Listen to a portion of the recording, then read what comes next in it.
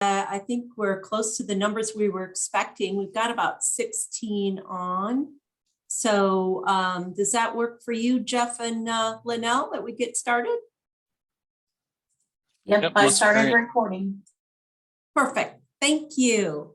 All right. Well, welcome everyone to the Region 7 Roundtable. I'm going to turn you on here and welcome you. My name is Nancy Larson. I'm the chair this year for the last 2 years for the Region 7P2 Roundtable. And I want to recognize Jeff Feigl from IDNR. He is the vice chair. And then Linnell Ladd, who has the hardest job. She is our secretary. So I appreciate their leadership along with Andrew from EPA has been great to assist us. And so we want to welcome you to our second virtual roundtable. Of course, we planned this in person, but EPA is not allowing anyone on site, and most of the EPA folks are working from home. So we went virtual again, which is not a problem for us. We've been pivoting and doing a lot of that in the last couple of years here. So here we go. Get kicked off, and we want to just go through a couple of logistics, and then we'll go into introductions. We'll actually do introductions around Zoom here. We'll call it out by state or EPA region or headquarters. So first of all, a few logistics. Again, thank you for joining us by Zoom. And please stay muted unless you are speaking. And we just want to do that to prevent background noise. And Linnell or myself will jump on and sometimes mute people, or maybe even turn off their camera if their camera inadvertently went on. But we do want you to use your camera during introduction. We do want you to use it if you're speaking or asking a question or part of the dialogue or presenting. But otherwise, if you would turn your camera off, just because, you know, as you probably know, it can be distracting. We do want to encourage participation, of course. I think everyone is familiar with the bottom horizontal Zoom menu that allows you to use the chat function. You can also raise your hand, or we will have a discussion period after each of the sessions. So maybe Linnell, you can jump on there and mute whoever's microphone that was. But we do want to remind you that we have some bi-monthly meetings in 2022. That is per our typical schedule that we have done for the last several years. We'll have a featured speaker, then we'll have a discussion, some updates from around the region. So watch for your calendar invites. We have not sent those out for 2022 yet. So with that, this is a peek at of our agenda. But before I go over it, let's go around the table and let's have folks introduce themselves. And so what I'd like to do is when you do introduce yourself, please unmute and put your camera on so we can see your smiling face. And so we'll start with Iowa, please. I'm Jeff Feigl. I'm team lead of Pollution Prevention Services out of the Iowa Department of Natural Resources. Dan Nicky, Iowa Waste Reduction Center at the University of Northern Iowa. Sarah Mim, Iowa Department of Natural Resources. I'm Danielle Roseland, Iowa Department of Natural Resources. Awesome. Anyone else from Iowa? I'm Chris Christensen with the Iowa WRC. Great. Thank you. And welcome, Chris. It's great to see some new faces from Iowa too, and some ones that have been around for a while. And so next, let's go to Missouri. Hi, I'm Doug Neidig with Missouri State University. I'm the sustainability coordinator. I oversee our pollution prevention technical assistance program throughout the state. And Doug, I don't know if you have any cohorts on from Missouri. Not that I'm aware of, just me. All righty. And do we have anyone on from Nebraska?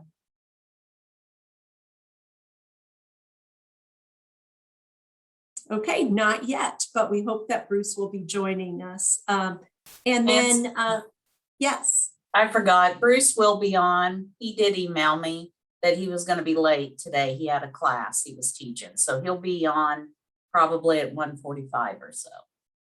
Great, thank you, Linnell. All right, with that, Linnell, I'll tag you there in Kansas, and then would you tag someone else in Kansas? Sure thing. Hi, I'm Linnell Ladd, and I'm with the K-State Pollution Prevention Institute and the P2 intern coordinator. I can't even speak this afternoon. And I will tag Allison. Allison Crowther, also with the Kansas State University Pollution Prevention Institute. All right, I think that's it from Kansas. And so let's start with Andrew in EPA Region 7. And I'll just ask all the EPA folks to kind of tag each other. And then that's the order you can go in. Sure, thanks, Nancy. Andrew Wynn, I'm EPA Region 7's Pollution Prevention Coordinator. I think we have some folks both from Region 7 and headquarters on the line, and probably some people that are kind of coming going throughout the roundtable. So we'll stick with Region 7, and I'll go to DeAndre first. Hi, good afternoon, everyone. I'm Denis Singletary with EPA Region 7 in Lenexa. All right, Jim. Sure, takes a second to click the buttons. Oops, sorry for the sun behind me. Jim Collier with EPA Region 7. I think most of you know me, been around for quite a while in P2, even before the act was passed. Let me tag, I think Stan's on. Hi, I'm Stan Walker with EPA Region 7. Happy to be here, and see, who else do I need to tag? Lisa. Lisa. I tag Lisa. Thank you all. Hey, good afternoon, everybody. My name is Lisa Dunning, formerly Lisa Thresher, and I am the pollution prevention backup. And I also work in the Brownfields program now, specifically the Targeted Brownfields Assessment Program. So I believe that's it for Region 7. So we're moving to headquarters EPA, folks. Andrew, is that about right, you think?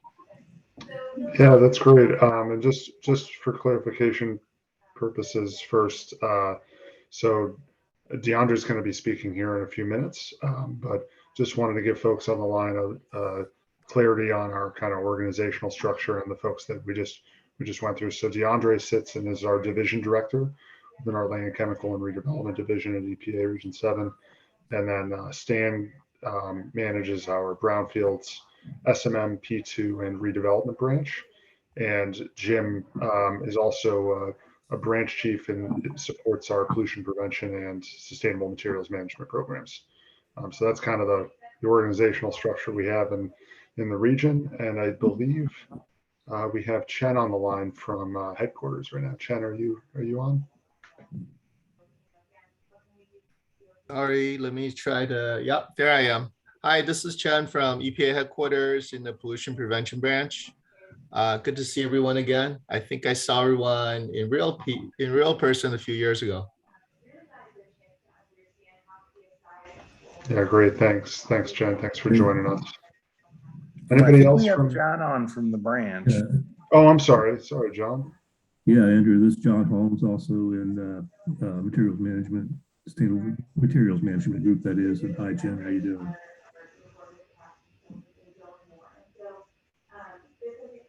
Thanks, John. Anybody else we missed from the region or headquarters? Hi, this is Laura Harwood. I'm calling in from Arlington, Virginia, from ERG, and we provide contractor support to the pollution prevention program. Thanks for having me. Thanks, Laura. Thanks for being with us.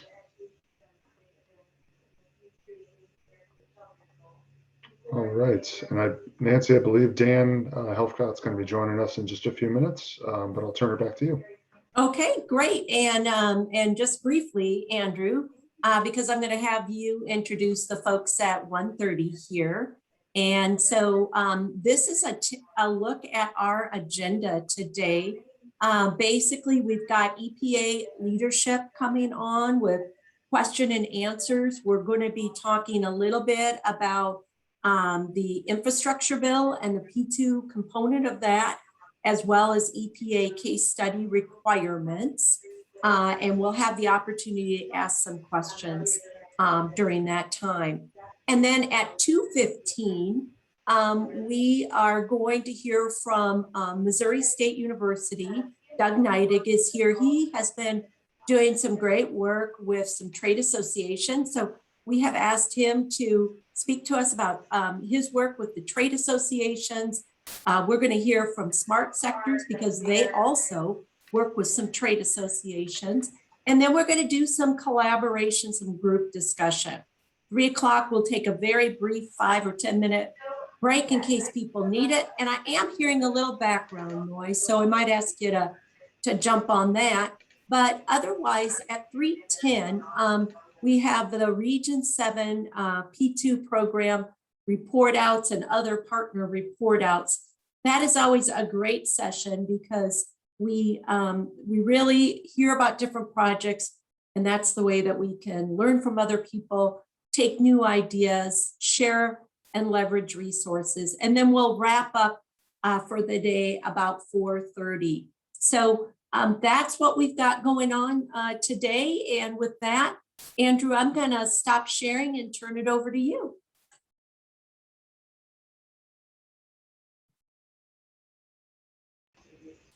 Okay, great. Well, let's see. I'm not seeing Dan here, but that's okay. We're actually going to have some brief remarks here, as Nancy mentioned, from our both regional and national leadership within the P2 program. So first, I'd like to introduce everybody to Denis Singletary. Denis, as I mentioned, is our Land, Chemical, and Redevelopment Division Director here in Region 7. Denis has been with the region, I hope I have this right, or not region necessarily Denis, but EPA for 23 years, and held a variety of programs throughout his career, dating back to Superfund as non-scene coordinator, time in, let's see, we were in RPM as well. Denis, section chief for emergency response programs. And then Denis, prior to stepping into his current role as our LCARD, as the acronym goes in the alphabet soup of EPA, the LCARD division, Denis was involved in standing up our new enforcement division as well. So Denis has now been in the LCARD division director role for 2 years now, and I'm really pleased that he's able to take some time and be with us today. So Denis, I hope I got all those factoids right and you can clarify anything I missed, and I'll turn it over to you.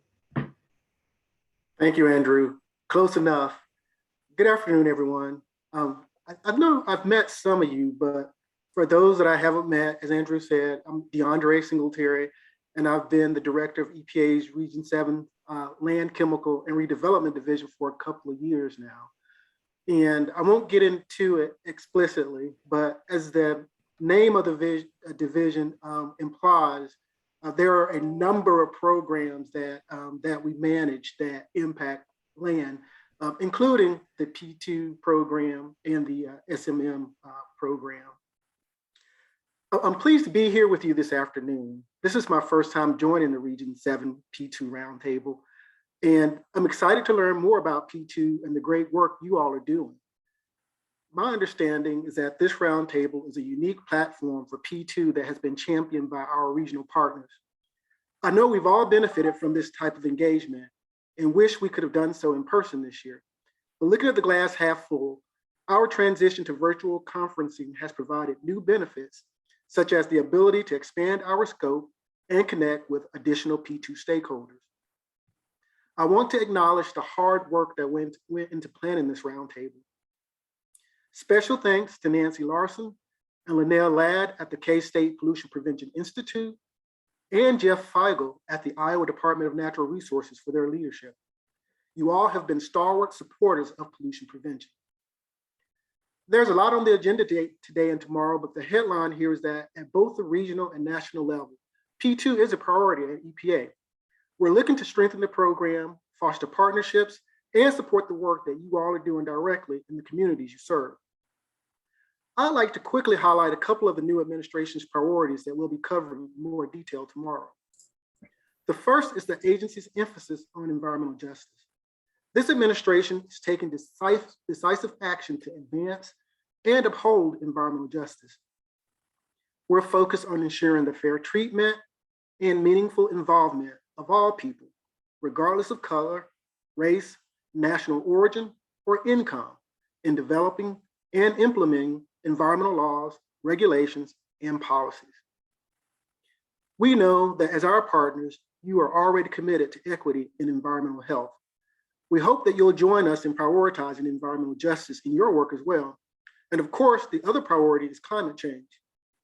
Tackling climate change is a huge challenge, and businesses have an important part to play. They're on the front lines of sustainability, green energy, and pollution prevention. You all know this firsthand. This makes the work you're doing with businesses in your states and communities even more critical. For example, recommending P2 actions that can reduce carbon emissions. We've had the opportunity to honor several such businesses through our Pollution Prevention Awards program. In 2021, we made 3 awards. Kansas Dairy Ingredients in Hugoton, Kansas, a dairy manufacturing facility that saved over 48 million gallons of well water through the installation and use of an irrigation pond. Doherty Steel Inc. in Paola, Kansas, a steel manufacturer, looked at their entire operating system from reducing hazardous waste to installing solar panels to replacing fluorescent light bulbs with LEDs. And the Iowa Waste Reduction Center at the University of Northern Iowa in Cedar Falls, Iowa, who developed the Iowa Green Brewery Certification Program, to which 28 breweries across the state have now been certified. Congratulations to our 2021 winners. They're examples of what is possible within P2 and will hopefully inspire other businesses to do the same. You'll be hearing more about them tomorrow. It's crucial that businesses take these kinds of proactive steps to make meaningful progress on climate change, both internally within their facilities and externally in their neighboring communities. Here at EPA, our role is to facilitate and support those actions, providing outreach to local communities, building collaborative partnerships that center community priorities, and promoting the work organizations are doing on the front lines of pollution prevention. Again, I appreciate the opportunity to be here today and all of you taking the time to participate in this roundtable. I hope you come away with insight on what the EPA is doing and take away some ideas on best practices and new possibilities for you and your partners. I know this past year and a half has been particularly challenging, so a wholehearted thank you for the tireless work you all do. Now I'll hand it back to Andrew. Thank you again.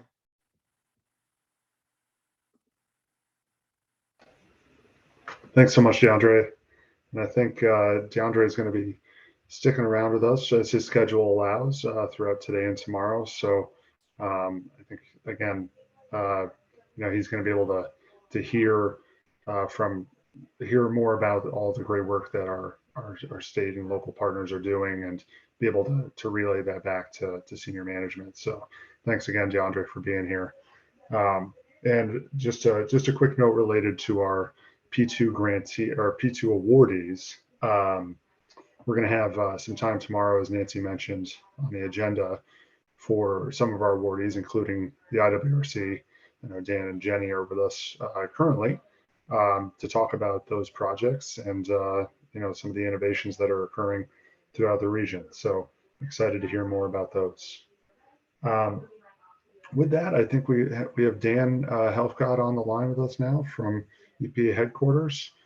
Dan's with our Office of Pollution Prevention and Toxics, and specifically, and Dan, I hope I'm getting this right, the what is it, the Sustainability and Pollution Prevention Branch within OPPT. Dan's been in, Dan, I forget how long you've actually been serving in that role, but you know, one of the always the unique connections that I make with Dan is our connection to the Rochester, New York area. Again, I believe if I have this correct, that Dan pursued his master's degree there years ago. And this time of year, I'm actually going back to Rochester next week. That's my hometown. And it is particularly cold. My wife, being a Floridian, is not looking forward to the 30-degree cloudy weather that we have in the forecast. So with that, Dan, thanks so much for being with us today, and excited to hear your remarks. And I'm going to pull up your slides here as well. And you're muted, Dan. Can you hear me now? Can you hear me now? Perfect. We can hear you. Okay, excellent. Thanks. Yeah, Rochester was two of the coldest years I've ever spent in my life. And my wife's family is still there, so they are a hardy lot. I think what I'm going to talk to you guys about today is 3 areas, and hopefully we can leave time for some questions as well. I just want to talk to you about the new P2 atmosphere at EPA, some possible new P2 grant opportunities, and developing case studies. And hopefully that's responsive to what you guys were looking for. Please let me know if I get off track. First of all, on the second slide, Andrew, thank you. There's a huge difference in the support for pollution prevention in this new administration.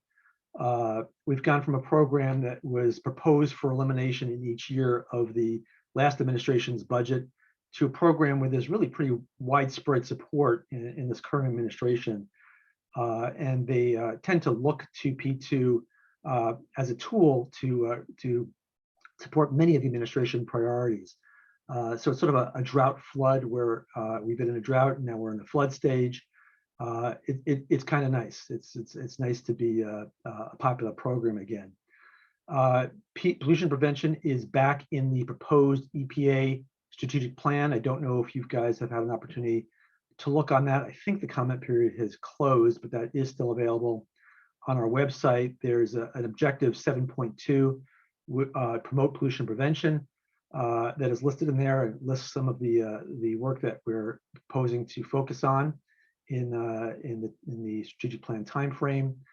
We're also back in the National Program Manager Guidance. That may be a little inside the ballpark, but for EPA, it's how the administration sets the priorities for the program and the work that we would like the regions to do to support the national program priorities.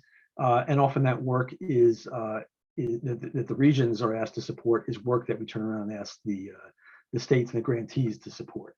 So it'll sort of all rolls down. So we've got the strategic plan that sets the agency's priorities, our national program manager guidance that sets the how we're going to meet those priorities, and our request for applications for our P2 grant reinforces both those. I don't know if you've heard, but in the last administration, the Safer Choice, or it was the Design for the Environment branch, was the resources were moved around in different parts of OPPT. It was no longer a standalone branch. This administration is reestablishing that branch, and we're in the process of reorganization. Work that has to occur to make that a standalone branch and staff it back up. So that puts some resources and focus back on a pretty important program for us. That's a P2 program. As I said, we are looked to support some of the administration key priorities like climate, environmental justice. We have an expansion of the P2 program in the new Infrastructure Investment and Jobs Act that was just passed. That's the bipartisan infrastructure bill. And I'll tell you about that in a second. And there's some proposals in the Build Back Better Act, also called the Reconciliation Package, that may affect our program as well. And what's also, again, a little inside the ballpark, but just shows the agency's commitment to pollution prevention, is we were Jenny Romer, who is now going to be the new Deputy Assistant Administrator for P2, has just joined the agency, I guess within the past 2 weeks. We've never had a Deputy Assistant Administrator for pollution prevention before. So having that senior level political focus for the program just shows the level of emphasis and priority for the administration that our program has. So that's actually a very good sign. Jenny's got a lot of experience in pollution prevention. She's done a lot of work with single-use plastics. That was her main focus. So she brings a lot to the program. Andrew, if you could go to slide 3. Just want to tell you a little about the Infrastructure Investment and Jobs Act that was just signed by the president, I guess it was earlier this week. That act includes $100 million over 5 years for pollution prevention grants. That's $20 million per year, and it includes administration costs, so we'll be able to hire some staff and get contractor support for those grants. It is providing the funds under the same section of the Pollution Prevention Act that we use to fund our current grant program.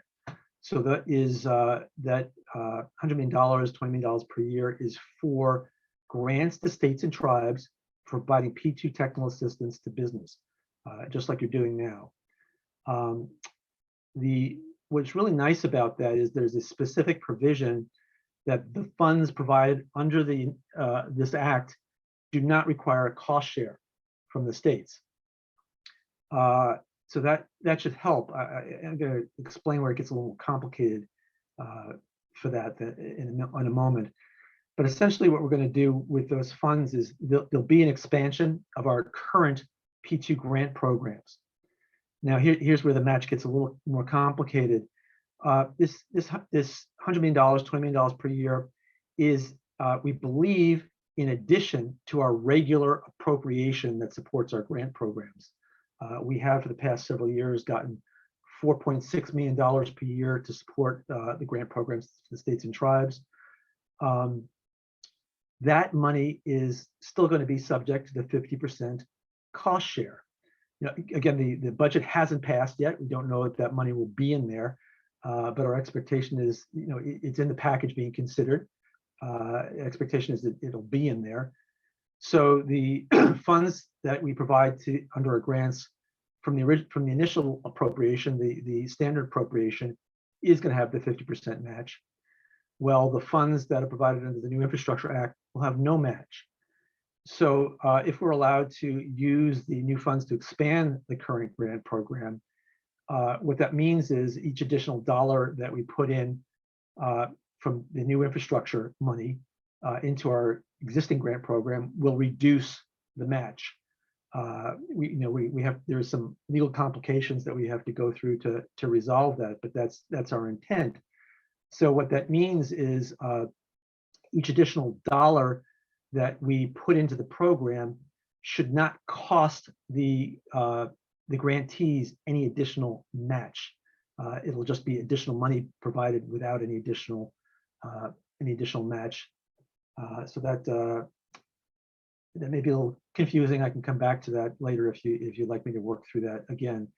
What we're also talking about doing, in addition to expanding the current P2 grant programs, is establish a few new additional P2 grant programs. And I really can't give you any more information about those yet. Those are competitive programs, and we're working through some possibilities, and we'll be able to share information publicly later down the line, but that's not something that we can really, because it's a competitive grant program, be able to give you much information about right now. So let me come back to that later. Just want to tell you about the Build Back Better Act. That's very fluid and far from certain. But the current Build Back Better Act that is available on the congressional website includes two sections that apply to our program. One is a section that provides $250 million to establish a program, assistance program to support the development of environmental product declarations. And those are for products for the construction material and products. So it's very narrow. It's grants to businesses to actually help them develop those product declarations. And also some technical assistance funds provide grants for technical assistance to help the businesses develop those environmental product declarations for the construction materials. And there's also some money available for grants for measuring and reducing embodied carbon in those materials. There's another provision of that draft act, proposed statute, that includes another $100 million for EPA to develop and carry out a program to identify and label construction materials that have low embodied carbon as well. So that's something that necessarily will be available to grantees. And I'm not sure how this Build Back Better Act, the $250 million for environmental product declarations, will be constructed either. It's not necessarily grants to states and tribes. So we'll have to see, and frankly, it's far from certain. So I next wanted to talk to you about case studies, but let me take a deep breath. I'm from New York, and I can talk fast, faster than a lot of people can listen. So let me take a pause there and see if you have any questions about what I presented so far before we get into case studies.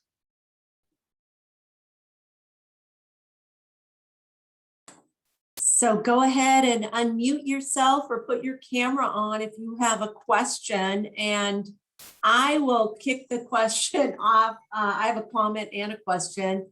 Wow, Dan, that's really cool news. I mean, everything from a deputy assistant administrator to $100 million over 5 years, and the ability to reduce the match, because that 50% match is a burden. Some years it isn't. Other years it's like it's a heavy weight. And so I would ask, since that is 100 million over 5 years, is there a chance we could get 5-year contracts, or are we going to stick with the 2-year cycle? It's open. I mean, one of the things we're considering is, I don't think annual, as we've done in the past, is a good idea. But we're even toying with 4-year grants. The thing is, to start one of these programs up, the money is actually available in 22 through 26. It is stag money. It is no year money, and there's a provision which says until funds are used up. So I think we'll have some flexibility to go beyond that time frame. It takes a while to get these programs started. Expanding our current program is probably less of a challenge, although it does present some policy questions and challenges we need to work through. But establishing a new program takes some time, and to be able to get the money out, establish programs, get the money out, get the staff hired to be able to make the grant selections and manage the grants and do the policy work, all takes time. So getting it out this fiscal year is going to be a challenge. And frankly, that may give us all time to be able to adjust and think about how to be able to, I've heard the analogy. It's sort of like feeding an elephant to a snake. It's a lot to swallow in the time frame that we have. So we have a lot to work through, but the time frame for the grants is one of the open questions. Great. Well, thank you for that. I can sure understand, time to ramp it up, and I would just encourage, expanding the grant periods if you can, from a reduction in admin standpoint, even if you went to 3-year, or the 4-year. So I would just encourage that. There's another question here in the chat, and Linnell, I don't know if you want to explain it, or Dan, you just want to read it, or Andrew. I can't see the chat, so it'd be helpful if somebody could either read it, or Linnell, if you could I can read it. Basically, I was asking first, how much of an increase is this compared to past funding that, for P2 grants? So it is $100 million over 5 years. So currently, for the past several years, our program has been give or take about 4.6 million per year. So now we're talking about on the order of 24, 25 million per year. That's a pretty significant increase. Now, that's not all for the current grant program. A certain portion of that will be to expand the current grant program, and a certain portion will be to establish some new grant programs. And I guess your last part there leads into my question about, is it possible that there will be like two types of P2 grants coming out of this program? So like one that's more like similar to what we currently apply for, and then maybe because this is infrastructure driven, that maybe there'll be a grant fund that's directed specifically for infrastructure funding for industries or actions that are infrastructure focused, rather than just current P2 actions with industry? Yeah, I mean, they're all possibilities. I mean, I really can't get into the specifics. It is about helping businesses, as they build back to be more environmentally sustainable, and to use P2 as a tool to do that. So it sort of fits with, business as our infrastructure, being able to support them being environmentally sustainable. So I think it fits. Frankly, what we're looking to is, there's some very specific administration priorities,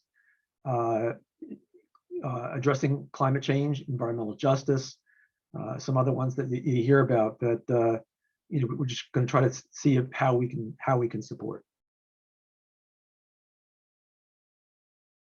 Thank you.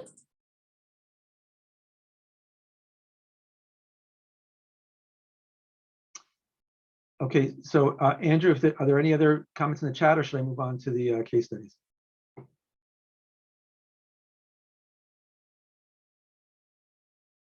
Okay, I'm going to take silence as to move it on, Dan.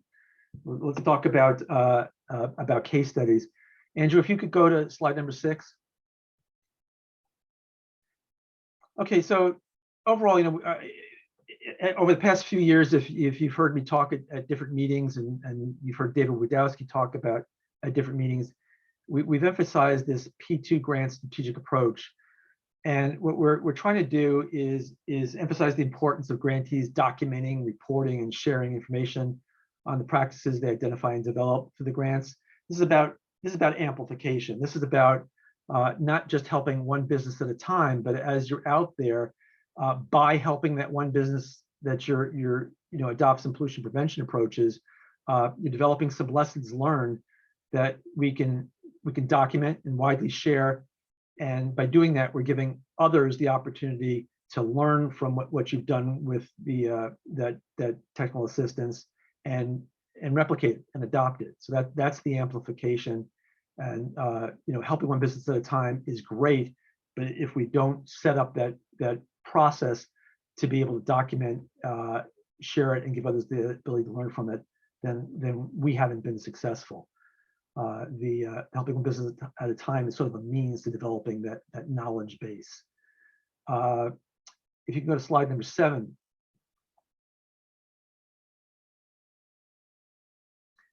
So we've got this, developing the P2 knowledge base and sharing the information from that knowledge through several mechanisms.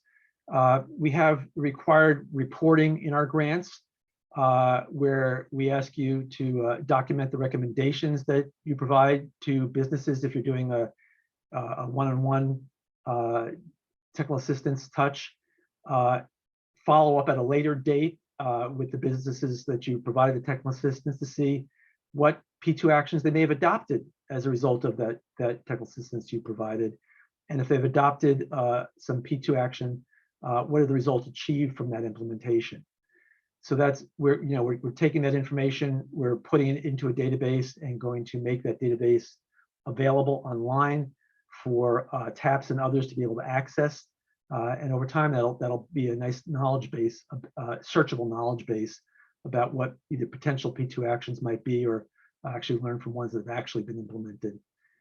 We've also asked in our grants that grantees develop at least one case study during the grant cycle that provides some more technical detail on a P2 action that was identified or implemented. We would actually attach those case studies to that knowledge base database that we're putting together. So some of the P2 actions that implemented may have additional information contained in a case study that'll be helpful for replication. And we're also asking for, encouraging other means to document and amplify the P2 practices learned through the technical assistance. We do other things like the affinity groups. That's a way to share and amplify information as well. But it all goes down to that strategic approach that I described earlier. And you go to slide number 8. So one thing I want to point out is, listen, we know that the documentation we're asking for and the development of these case studies is going to divert some resources from the direct technical assistance that you're providing. And we recognize that, and we know that's the trade-off, and we're okay about it. There may be less of our grant resources and your resources available for that direct technical assistance because of that documentation and the case study development. But our feeling is that investment has the potential for more widespread P2 adoption. So I think it's, for us, a good trade-off. And I hope over time that you'll agree, because we hope this knowledge base can help you as you're going out and providing technical assistance. If you're going to a dairy, say, you should be able to go through the database and say, show me what kind of P2 actions have been recommended or implemented that may be able to help a dairy, and you may be able to replicate those in dairies that you may be visiting. And for some of those actions, that additional case study will provide you additional technical detail to be able to do that. We also want to point out that your budgets and work plans can set aside funds from the potential 2-year grant to allow a 3rd year to do that follow-up that we're talking about, and do that reporting on what was actually implemented and to develop that case study. And just recognizing the impacts of COVID there, that we may even extend the time frame depending on what you work out with your region. But we know that may take an extra time, and we want to provide for that and allow for that as well, and to budget for that. Andrew, if you could go to slide number 9. So the case study requirement. We're not looking for a case study about everything. We only are really looking to do those P2 practices that are new, not widely known or adopted, or maybe it may be common in one industry, but not in another industry, or one part of the country, not another part of the country. So it's really to help get folks over a hump and more aware and more information about P2 that they may not be familiar with. So we're really not defining much beyond that. We're allowing the grantee make the decision about where they believe that additional detail would be useful to others, and others could benefit it and benefit that for the purposes of replicating the P2 practice. The case study is not meant to describe all the P2 practices that you've worked with at a facility. So we're not looking for everything, but it's really should focus on 1, possibly 2 specific P2 practices because of the extra detail that you're providing. And again, I think as I pointed out before, the expectation is that you develop at least one of these case studies during the grant period. Go to slide number 10. So the purpose of these case studies, this is really a technical document. it is not a widespread message piece that we're looking for. It really is technical. It's not a white paper, but it's just enough information that somebody else looking at it can understand what was implemented, why it was implemented, what are the costs and the benefits, and just enough information that it may not have every piece of information, but it's that first layer of the onion that folks need to look at as to whether that's an action they may want to pursue elsewhere. These case studies are intended to increase the knowledge base. We're going to make them available. We're going to post them on our website as a grantee work product, and so others can be able to access them and possibly replicate them. Slide 11, Andrew. So I also want to distinguish this from success stories, which may be more of what we've focused on in the past. This construct of case study versus success story, that's our artificial construct, but we're just trying to distinguish between this case study as the technical document versus a success story, which really has a lot broader audience. It's really more of a message piece about selling P2 and the value of P2 and the value of the services that you guys can provide to interest people in P2. It doesn't have that technical detail that would be able to give people the information they need to be able to replicate a P2 practice. It is targeted for environmental professionals. It's targeted for other P2 technical assistance providers. It's targeted to other businesses seeking to identify P2 possibilities for their establishments. But it is not an extensive white paper, complete technical detail. Generally, we're looking between 2 and 5 pages. The contents of a case study, again, it's really just enough information that others generally understand what was done, why it was done. I talked about this before. We're also asking, one of the things that we're working on in headquarters is developing information and tools to help finance some of these P2 practices. And so if you could include information about how the action was financed, that could be useful. It's not required, but if we can get a sense of how some businesses may have financed some of these actions, that can help increase the knowledge base in that area. And as others are looking to figure out how to pay for this, that information could be useful. Slide 13 is just a general summary of what is and what is not a P2 case study. It's just sort of reiterating the points that I've made before. But again, it really is a very, very focused document, not a broad message piece. It is a technical document. Purpose is to help others replicate. Slide 14. So this comes from an appendix in the RFA. We did not put out a specific format for the case studies. We really debated about doing that. The reason why we didn't is this didn't come out of whole cloth from EPA. A lot of grantees were basically doing very good case studies. They had their own formats, and we didn't really want to impinge on those. What we're really looking to make sure is that we address certain elements.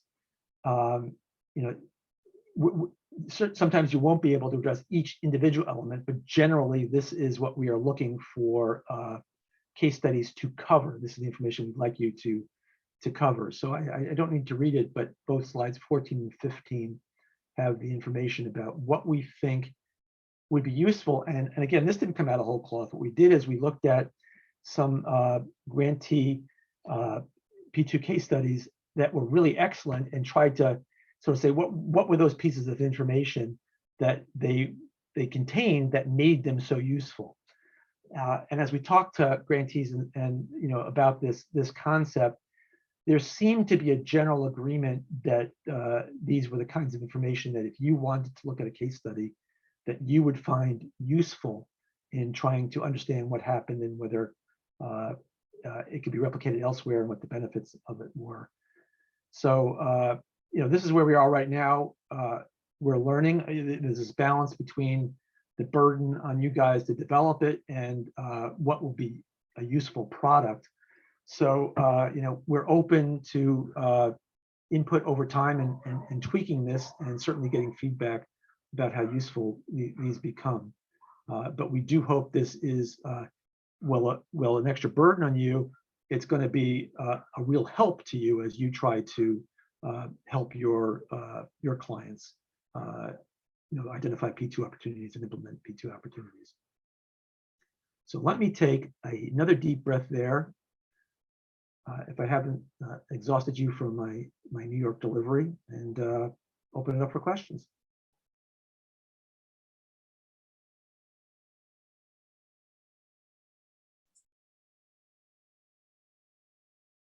Dan, on slide 15, on how you want things reported, it appears, can you bring that slide up possibly?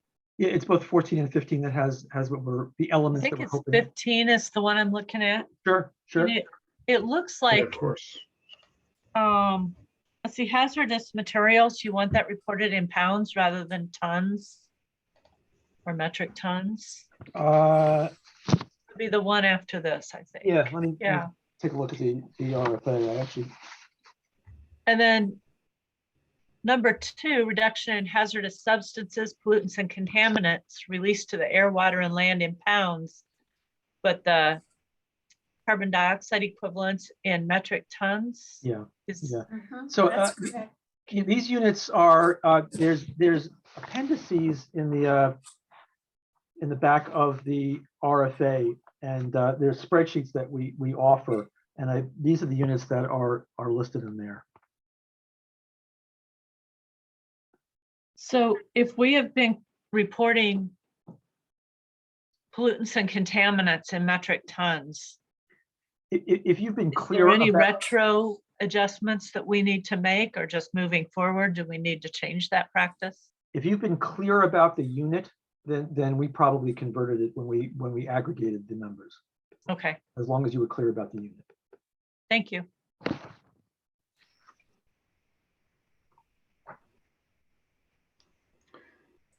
Any other questions, Nancy? I think we had about 7 minutes before our next session. So do folks have any other questions for DeAndre or Dan? Just in response to that previous question, the other thing I want to point out is I hope you guys would take a look at the Excel spreadsheets. It's Excel version of the tables that are in the appendix. We hope that is a useful tool to you guys to ease the reporting. Some grantees already have their systems that, when you go to a client, you want to be able to report what the possibilities are, and some grantees already have a system for that. So we hope that the systems can at least be able to export this information, maybe as a CVS file. But the data points are data points we're looking for in our reporting. Our hope is that that's certainly what's showing up as an expectation in the terms and commitments. And as long as those data points are provided, that's what's most important to us. But using the spreadsheet is hopefully a convenience for you. It's certainly a convenience for us in being able to aggregate the information at a regional and national level. Yeah, thanks, Dan. And I put a link in our chat here to EPA's website and the grant reporting page where those templates are listed.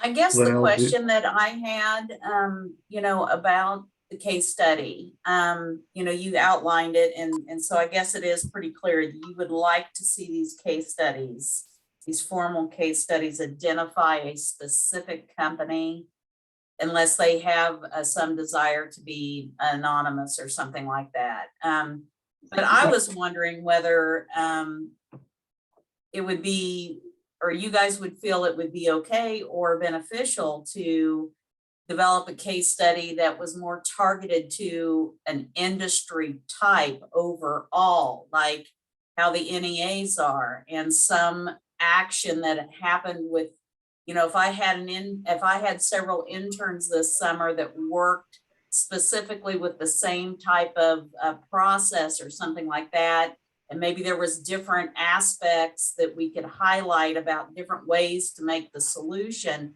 but it is the same type of operation or very similar operation, and that you could find in that industry type.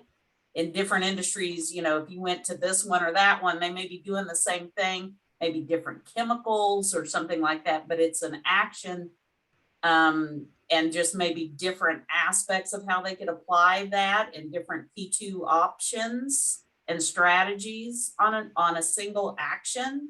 Is that okay? Yeah, I mean, I think that's reasonable. Going back to the goal here, the goal is if it's not a common practice and others could benefit from the additional technical detail, we're looking for these to be useful for others to determine whether they want to apply it and the technical information to do that so they could replicate it. And what you're describing, I think, meets that goal. Okay.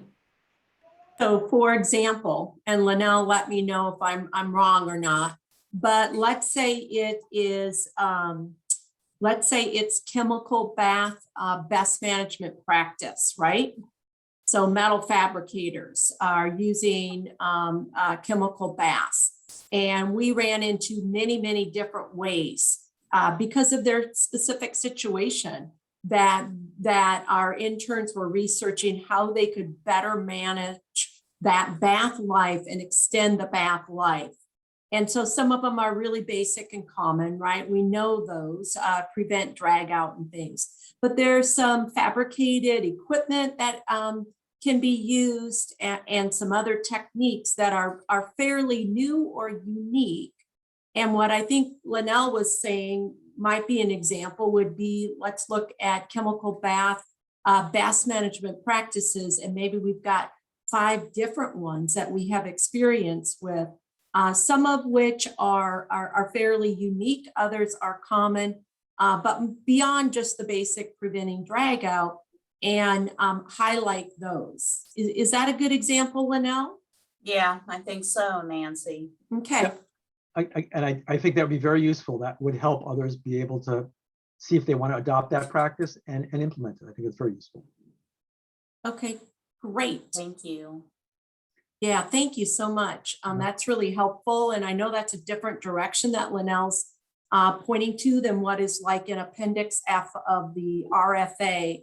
And that's for the SRA RFA. I was just taking a look at as you were speaking, and it is Appendix F, and it goes through all the things that you mentioned. So it's a little different approach, but I think it's super useful for industry. Are there other, I do have one question. Are there other questions for Dan?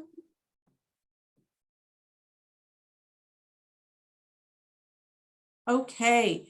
Well, Dan, you have been a bearer of great news today. So you've had a great job to do all the funding and, you know, possible abilities with that and everything. And one of my questions was just kind of following up on what Daniil from Iowa talked about, and that is some of the metrics.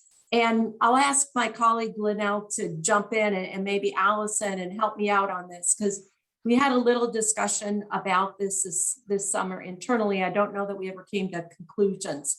But when it comes to air pollutants or releases to the land, we have been very focused in the past on identifying hazardous air pollutants or HAPs, VOCs as well. But are you looking for all, you know, releases? Is there anything specific or do you want us to break them down? Do you have any desire with regard to releases to the air? Yeah, so we do ask for reductions in air emissions, reduction in water pollution, reduction in greenhouse gases in metric tons, decrease in water use, and decrease in hazardous waste, decrease in the use of hazardous materials up front. We sort of package that all up together for reduction of hazardous materials. And we're asking for that now. We used to just ask for it aggregated, but now that we're tying that to a specific P2 action, so you would have recommendation do X, and some grantees will even estimate for their client what they think the cost savings and what the or the cost may be and the environmental benefits, and then after it's actually implemented to update that information based on whatever information or models you may be using. So we would be able to tie, if you take this specific P2 action, here are the environmental results that could be achieved. Okay, so just total air, total releases to the air. Doesn't need to be broken down into HAPs or VOCs. No, but in the recommendation, if you want to describe that would be useful information. Okay. So we haven't asked for that broken out as far as the reporting goes, but that's certainly useful information. Yeah, I think for our clients, we break it down because they want to know. I mean, it's important for them, especially, that connection between compliance and enforcement activities that they may have, that the P2 is helping them avoid or reduce the regulatory burden. Correct. They want to know. Yeah.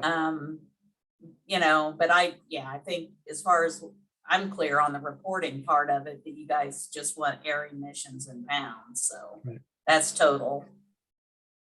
Right. Okay, great.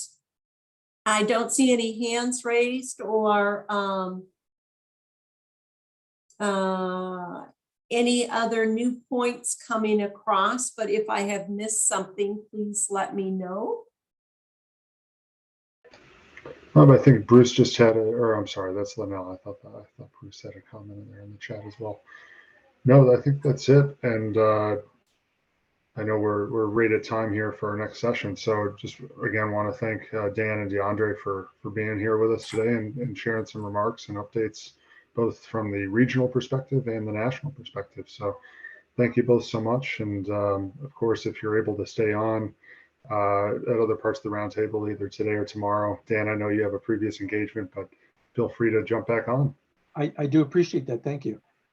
Great. Thank you so much. We really appreciate both of you and your reports. So, and thank you, Andrew, for organizing everything on the EPA side. That was a big lift that Jim volunteered you for, by the way. Great job, and really good news. So thank you. With that, hey, we'll Nancy, just go. Nancy, really quick before we transition to our next session, I noticed we have one or two folks on the line that I don't think were able to introduce themselves right off. Jason Clay and Abigail Kraus, you've also joined us. If you wouldn't mind just stating your name and who you're with. I'm Jason Clay with Iowa Waste Reduction Center here at the University of Northern Iowa. And I know we have Bruce and Abby on. Do you two want to introduce yourself?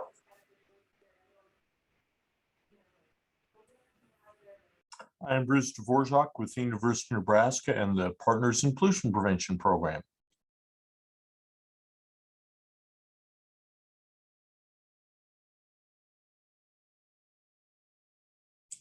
And Abby?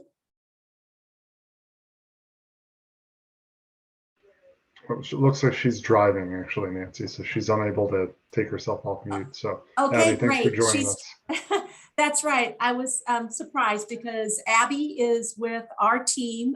She has recently come on, kind of doubled her time working with the Pollution Prevention Institute. She's a graphic artist, and she's also helping us with some marketing and some communication. So she was actually out doing a talk this afternoon in Northeast Kansas. So Abby, thank you so much for joining us. She kind of wanted to tune in, and she's just learning more and more about our program. So a huge benefit to have her on board at the Pollution Prevention Institute. So with that, Andrew, thank you so much for organizing. And I am going to turn this next session here over to Doug Neidig from Missouri State University. And Doug has a presentation for us. And he also has agreed to kind of facilitate this whole 45-minute section here. So Doug, if I'm wrong about that, let me know. Otherwise, take it away. Okay. Sure. All right. Yeah, so I'm Doug Neidig, obviously, Missouri State University. I want to talk a little about some of the partnerships we've done since we started here just in this last year. So I'm going to start just giving you a little bit of information about our program and then some of the partnerships we've done with other institutions as well as with the trade associations and where we're going to next. And then we'll do some, we'll have Elizabeth, I think, was going to present on EPA smart sectors. And then we'll go into just some group discussion and questions and answers. So with that, let me get started here. So our program, most of you know, is relatively new. We just started ours here last year.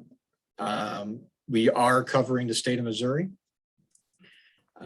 We provide, our program is broken up in a couple of different areas. We do provide pollution prevention training, and we've partnered with the Small Business Development Center in Missouri, and they've helped us do a lot of outreach to companies. And this training we've kind of developed a little bit differently. We do provide a pretty much a half day online or in-person classroom training, but then we actually couple that with actually going outside out to each facility that participates in the training, and we do hands-on training.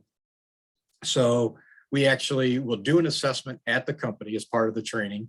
The company representatives participate in that. So they're getting hands-on training. We identify projects. They actually help research those projects. And the goal is for them to actually present those to their own organization. So it's not really coming from us. We're trying to build that skill internally so they can continue to do those assessments on their own and at least start off with at least a successful project. So we started to do that training. Obviously, COVID has limited our ability to do some of it, but we have got a couple companies through that, and we're still kind of working with them on those projects. We also provide P2 assessments throughout the state. So we go out to companies that want us to come out. We'll do assessment of their entire operations, raw materials coming in, finished product going out, or we can look at dedicated process lines if they want us to. And we provide pollution prevention technical assistance as part of that. Is that just those assessments help us identify opportunities. We can then follow up with internships at the companies, whether it's a summer internship or semester-long type project.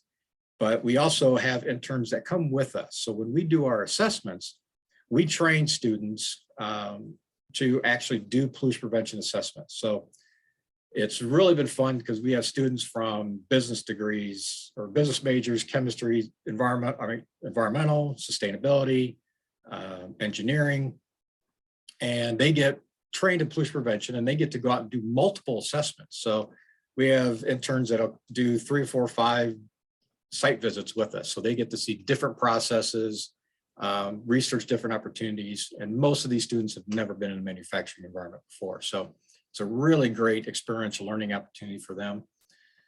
And we're also expanding into, as we work with companies, developing waste management, comprehensive waste management plans for companies. We're getting requests from companies to help them develop actual full-blown sustainability programs that incorporate not just the environmental, but the social, the cultural, and the economic side. So with our sustainability majors and minors, we're improving that ability as well.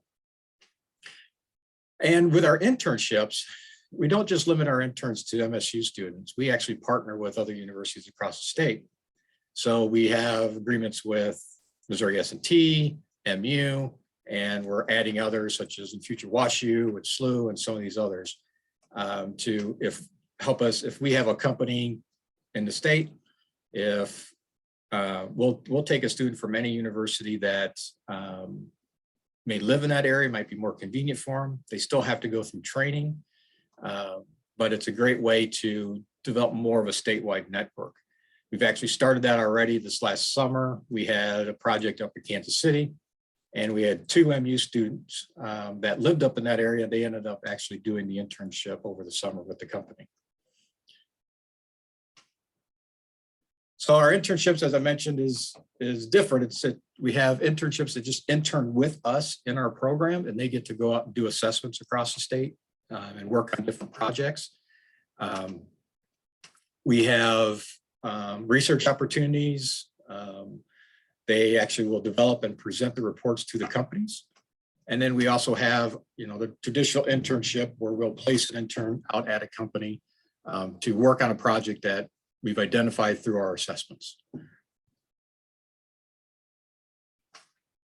Our partnership is continuing to grow. Actually, it's been really quite fun. We have partnerships, again, as I mentioned, with the universities like S&T, Mizzou, and that's expanding to develop that internship network. But we're also, obviously, we partnered with the Small Business Development Center that we can do these trainings throughout the state and reach out to more companies that we maybe not have reached before, especially small to medium-sized companies that don't have this resource of knowledge and they really could benefit from it. And then we also developed a formal partnership with Missouri Association of Manufacturers. And that's really helped us expand our program throughout the state, and specifically how it targets manufacturing. But actually, we've then developed that, taken that partnership, and we put Missouri Association of Manufacturers and the Small Business Development Center together to where they help promote our program and our training together. But it actually has helped where Missouri Association of Manufacturers is developing training programs to go through the Small Business Development Center that they didn't have before. So again, just developing these networks not only provide benefits to us, but provides these multiple benefits to companies even outside of P2. So with the universities, I mentioned, it's internships. We're doing more and more identifying research projects that students can do as thesis projects or graduate projects. We've also developed a unique partnership with the Illinois Sustainable Technology Center. And what's unique about this one is it's multi-state and it's multi-region for EPA. And the purpose of this was, as we grow our program here in Missouri, we know the St. Louis region is going to be a big area, and it's already growing for us. And logistically, until we could build our manpower and staffing to really support it, we didn't want to get in a situation to tell a company, no, we can't support you there in St. Louis region. So strategically, we developed this partnership with ISTC, since they have a regional office right there in East St. Louis, that we would bring them in to help to assist on projects as needed. So if we have a company there and we just can't get there, we can call ISTC. They've been approved to cross the border to help support our projects there. But it's also a technology partnership. ISTC has one of the foremost best research laboratories in the country and has developed a lot of pollution prevention technologies such as ultrafiltration, nanofiltration, oil water separation. A lot of these different technologies have come from their program. So they have access to a lot of technology that we can use to do pilot scale projects with companies that we don't have access to right now. So that technology partnerships helps out because now we can actually bring technology to a company if they're talking about ultrafiltration, as Nancy mentioned, water baths, parts washing baths, how do you extend the life?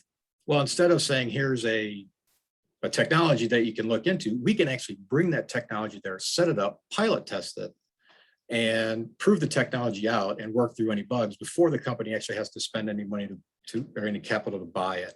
So it's a great way to accelerate the adoption of pollution prevention technologies. And that partnership with ISTC really helps support that for us. The big one that we've really done is with the Small Business Development Center training. That has really proven to be really great.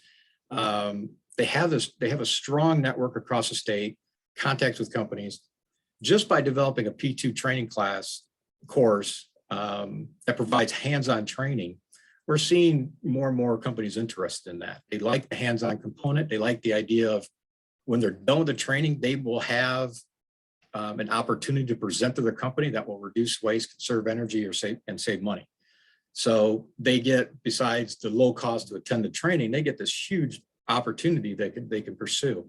And then they build that skills internally so they can continue to look for opportunities. So when they go through the training, we train them on process mapping, collecting information data, material balancing, research opportunities, and developing and presenting their reports.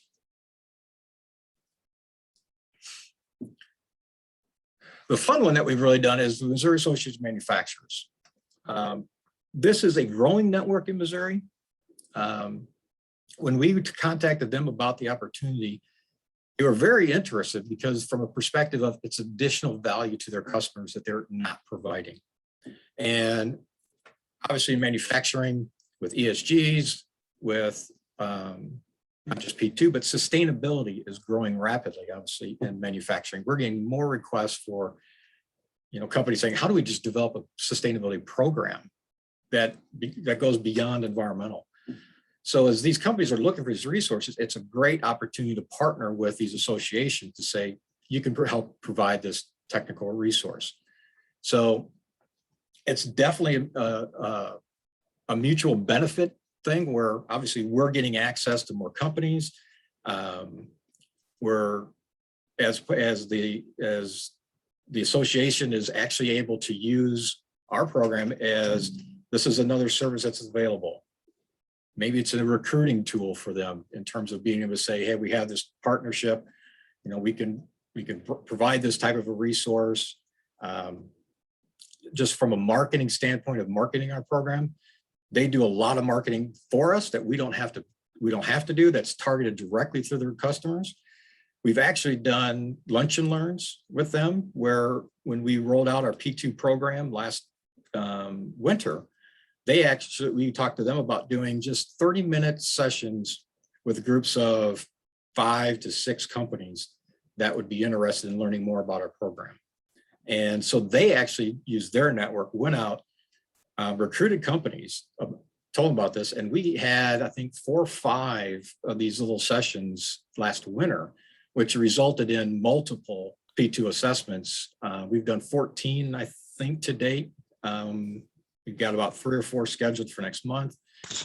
And so that was a huge kick to our program in terms of having that direct access, them helping us promote it, giving us a 30-minute platform to talk about what it is, how we can help the companies, which is developed. Oh, and some of these were just immediately, yes, let's schedule assessment.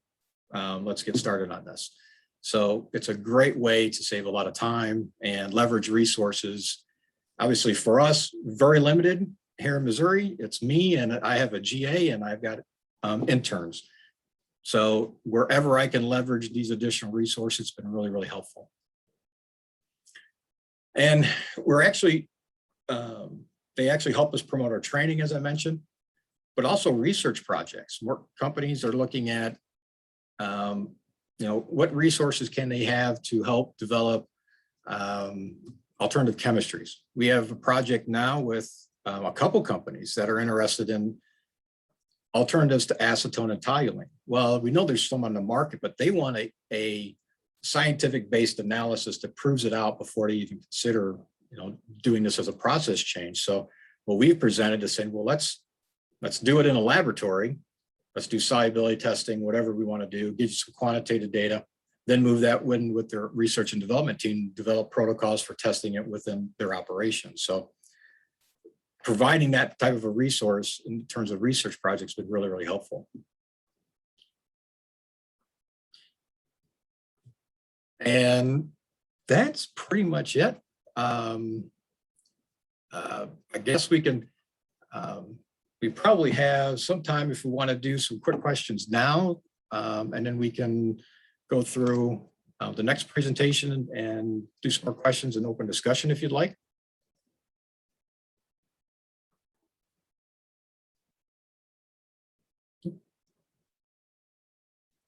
So let's see, we've got, it's 2:35. Maybe I don't see any questions right now, so maybe we could go to Elizabeth and then come back. Oh, Yvonne, Linnell. or excuse me, Linnell has a question. Yeah. Hey, Doug, is your Missouri Association of Manufacturers, is it associated with like the Chamber of Commerce in your state, or is it independent? It's independent. It is, it's independent. Okay, thank Yeah. you. Yeah. I was curious have- about that because I think ours here in Kansas is tied with the Chamber of Commerce and some other organizations, so. Yeah, we do work with a lot of chambers of commerce, different communities. But the nice thing about the association, it is independent. So they're working with all of them, and it's kind of a one-stop shop for statewide access.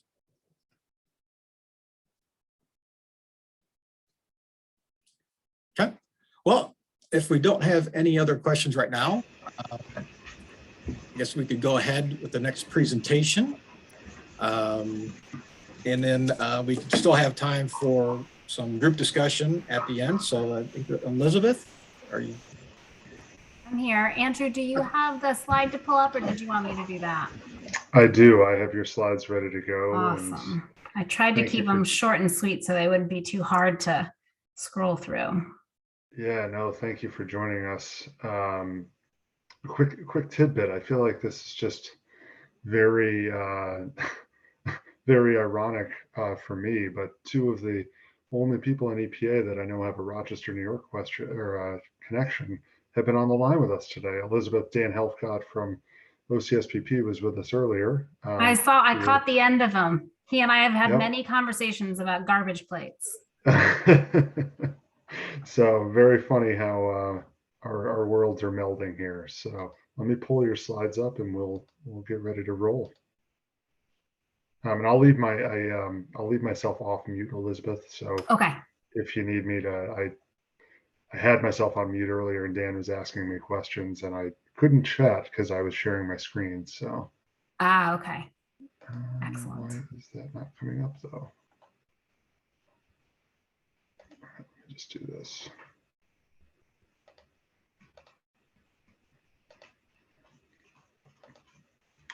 Okay, is that pulling up? Yes, it is. Perfect. Thank you. Okay. So thank you all for having me here today. I will try and keep this short and sweet. I'm going to set myself a timer because otherwise once I start talking, I lose track and then I just start going off on tangents of things I'm excited about. So I'm going to talk to you just briefly today about the Smart Sectors program, how and why we engage trades, and then sort of the overlay with some of our projects in the different P2 national emphasis areas. So thinking about the sectors program and our predecessor, the program actually has roots that go back all the way to the mid-1990s. It was then known as Sector Strategies, and it was an outgrowth of the Carol Browner administration's Common Sense Initiative. We now go by Smart Sectors. We've had sort of an ebb and flow over the years. The early program focused very heavily on environmental management systems and technical support, and our focus has shifted a bit, but we're very heavily focused on stakeholder engagement and creative and sort of different solutions to sector-specific issues. We are led out of the Office of Policy. This allows us to have a real cross-media perspective and approach to our work. So we work with all of the different media offices, all of the different regions, and often across many of them at the same time. We engage at the national and regional levels with industry trade associations, and more recently with individual companies, NGOs, universities, basically anyone who has knowledge and expertise on specific industry sectors. And, we kind of focus on the challenges and opportunities that are unique to different sectors, recognizing that there are many that cross sectors, but often each industry sector has a unique set of circumstances that lead to challenges or opportunities for them and their members. Each of EPA's 10 regional offices has a Smart Sectors point of contact. Andrew was our contact, and I think that's now probably transitioned on to someone else. I'm not sure. Many of the regions have been pivoting who their regional contacts are, so we can check in with Andrew afterward and see. Each of the regions focuses on a different set of sectors that drive economic growth and present opportunities for their region. Sometimes those sectors overlap with EPA's headquarters sectors of focus. Sometimes they're unique to the region. So for example, at headquarters, we have 13 different industry sectors that we focus on. They range from agriculture and aerospace to utilities and power generation. Some of our regions focus on agriculture. Some of them focus on forestry, which is also a headquarters sectors, but some of them focus, for instance, Region 3 focuses very heavily on urban agriculture, primarily the golf course sector, which is not a sector at headquarters. Outdoor recreation is an interest to many regions, but that's not one that we focus on at headquarters. We have 3 stated program goals. They are industry and multi-stakeholder engagement. That takes the form of things like roundtables and forums and meetings. That could be either EPA organized roundtables and forums or meetings, or us participating in industry organized or NGO organized events. Sometimes we attend like energy and environment committee meetings and share information about things that's going on at EPA. Sometimes they join us and share information about their priorities and activities that the member companies are participating in. We do a lot of cross-agency coordination. That takes the form of sort of weaving together agency activities and priorities as they pertain to different industry sectors. And we do a lot of leading and participating in policy and program initiatives that allows us to use our understanding of industry and our position in the Office of Policy to really break down organizational silos within EPA. Some examples of this type of work that I'm talking about are things like, unfortunately it happens where maybe multiple different regional offices are implementing an EPA policy differently. And sometimes that will rise up through a trade association to our knowledge, and we can kind of get together the regions and the appropriate program office and talk through it and figure out kind of like, hey, this is just a small nuanced difference. Let's make sure we're doing it consistently. Sometimes it's an issue comes to our attention that, has the Office of Land and Emergency Management and Office of Air has a vested interest in, but because neither office necessarily owns the issue and both have a vested interest in it, sometimes it kind of gets lost in the shuffle because there's no clear owner. And often that's where we step in and we maybe don't own the outcome or the resolution, but we do facilitate the meetings, make sure it doesn't fall off of people's radar, make sure that they're getting scheduled and the right people are in the room. Because unfortunately, through no one's fault, everybody has a lot going on. And if there's no real clear owner, it's very easy for those things to kind of fall off people's radar. Okay, can you flip to the next slide, please? Okay, so thinking about why trade associations. It's not necessarily EPA's traditional way of engaging with stakeholders, but ultimately, when you think of the nature of the work that EPA does, every rule and regulation and activity that we sort of participate in ultimately is aimed to work to have industry sort of change their behavior, right? Or continue a behavior we like. And so by focusing on trade associations, they have extensive knowledge and EPA can really benefit from that. They're sort of insiders in their own industry, and to not tap into that knowledge would be sort of a real miss on our part. They have really broad reach across tens of thousands of executives and facility managers within their industry. So if you're really trying to get out the message on something and you have a relationship with the trade association, you can very quickly reach a really broad range of folks, especially if you're trying to get the message out quickly. They also produce a lot of reports and guides and best practices for their members, things like a roadmap for sustainability or how to approach climate change within an industry. And when we have a relationship with those trade associations, it really allows EPA to contribute meaningfully as they develop the documents and ask for our input. And alternatively, it allows EPA to ask industry their input as we're developing sort of our thinking, not necessarily with rules and regulations, and there's an established process for things like that, right? Where you submit comments through a docket and that type of thing. But think about now when we're talking about environmental justice or climate change, there's no current clear rule or reg that you're going to submit a comment to in a docket. But if we want to understand what the business community thinks about environmental justice and what they're doing and where the best practices are, working through a trade is a great way to do that. It also allows us to engage the full spectrum of members, and that includes industry leaders and followers, but also laggers. And when you think about sort of the makeup of a trade association, we are able to understand multiple perspectives within an industry. Whereas when you're meeting with just a single company, you're generally meeting with either the real true leaders individually or the real true laggers who are maybe undergoing an enforcement action. When really what's really beneficial is you can engage a range of them at the same time and they can learn from each other. And the leaders kind of pull along the followers. And trade associations are a really great way to get that multi-perspective within an industry. And then thinking about kind of how our projects overlay with the different P2 national emphasis areas. Essentially, the way we work within the Smart Sectors program is we have 5 staff here at headquarters. It's not a lot when you think about 13 sectors, right? And the expectation is that we're going to become experts or knowledgeable to a significant degree in these industries. And then within those sectors, we have regular meetings with the trade associations and others. We go on site visits. We participate in a range of different educational endeavors to really get to know the sector. And then we pursue different projects in those sectors. So for example, in the automotive and metal manufacturing sector, one of the things that we did a couple of years ago was we extended EPA's Memorandum of Understanding on the Mercury Switch Recovery Program.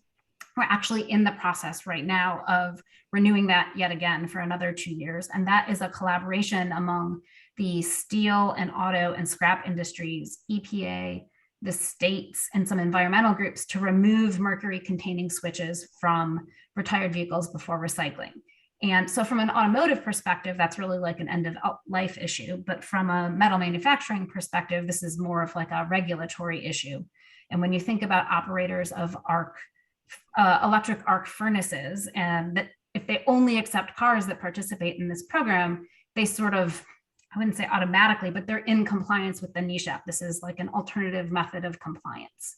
And so we've been the ones to sort of help facilitate that extension 2 years ago. And now again, we're working on that. The aerospace sector, very early on in the new iteration of our program, we spent a great deal of time seeking out, well, I would say, examples of when permitting went right. And that's, you would like it to be more often than maybe it is, but we were able to develop a series of case studies and best practices on permitting. And this, I've linked to everything in here. And Andrew, you can share this afterwards so folks can have the links. But we basically were able to work with Boeing company who was able to get a series of permits within a 6-month timeframe from start to finish and identify what were the things that were the best practices that they did that allowed that to happen. And we documented them and produced a video and a story map. The food and beverage sector, EPA's Region 1 did some technical assistance to breweries. They did this by using some P2 grants to create a business sustainability cohort that allowed those businesses to collaborate on sustainability initiatives within the brewery sector. This link is to a really great video. It's very cool if you have time to go through it. And then the chemical sector is one that we're very deeply engaged in a range of ways. This is a link to EPA's List N tool, which our group actually helped to develop in the very early days of the pandemic. And one of the reasons that we were actively engaged in this is because our group is sort of known within the front office here at OP as being one that's involved with sort of data and how to visualize it and data visualization. And so it often, anyone who's been involved in developing an agency tool knows it can take a really long time. And we were able to do this in a very, very short amount of time for the way a federal agency works. So these are just examples of the different sectors and projects we've done that are in them. Overall, one of the main ways that we engage is by talking to EPA's P2 program at headquarters and helping connect them when they have questions or a need with our broad network. So earlier this year, when they were releasing some information, we made sure that that got into our newsletter that goes out to our folks so that they knew who to contact. I'm hoping in the future that we can become more engaged in this at the regional level, because there is such an overlay between the P2 emphasis areas and the Smart Sectors program. And given that we're hoping that the regions are focusing on sector-based work of importance and the P2 work is going on, it's really a natural fit for us to sort of facilitate more of that between the regions and the Smart Sectors program. So that was, I think, a little bit over 10 minutes, but I'm trying to keep it short and sweet. So I'll answer any questions folks have when we get to that part. Okay. And Andrew, if you're unmuted, are you still the Region 7 Smart Sectors contact? I am not, no. I thought so. So it's currently it's going to be a little bit of a revolving door, I think, at Region 7, probably at least until we get a new regional administrator. But that point of contact currently is Kelly Schumacher. That's right. Okay, that I knew it was someone. She's in our front office. Yep. That's right. Thank you.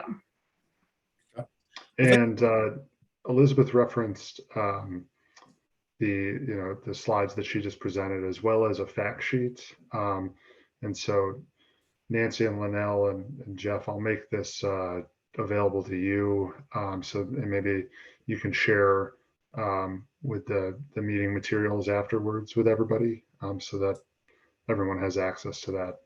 Yeah. Of course, you bet. Great. Thanks, Elizabeth. That was great information. Really appreciate it.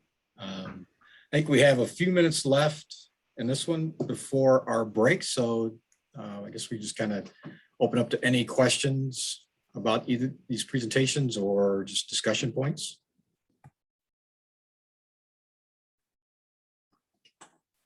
So again, if you have a question, if you don't mind taking yourself off the camera or raising your hand. I don't see anything in chat.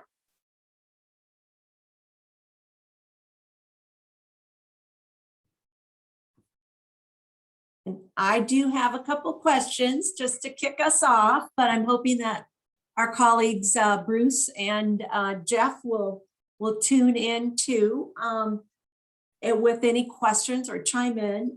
But first I'll ask a question of Elizabeth.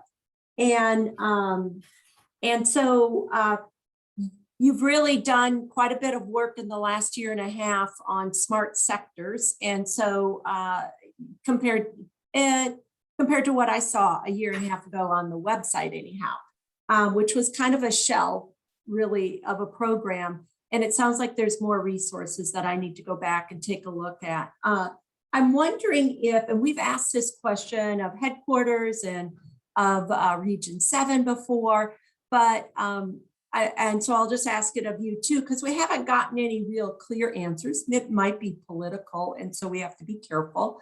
But one of the things is if we're working with food manufacturing, this is the example we gave a couple of years ago, and let's say it's Tyson, and Tyson is part of your smart sector, and Tyson is active in many other states.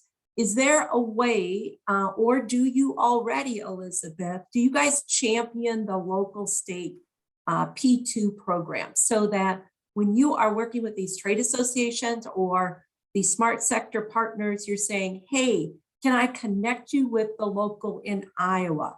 Can I connect you with the local in whatever state they're in and see if there's a way that we can work with them to do on-site P2 technical assistance, maybe through an intern or otherwise?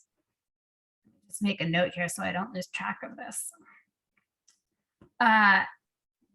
So I'll give you the politically correct answer, which is we've recently made a pivot in how our headquarters program functions with the regional programs. And so let me just quickly describe it. And so historically, the regional programs were asked by headquarters over the last, now this is not historically right sector strategies years ago, but over the last 4 years, let's say, the regional programs were asked by headquarters to put on smart sectors branded events, which is a lift for regions, right, who don't have a lot of resources, people, or money.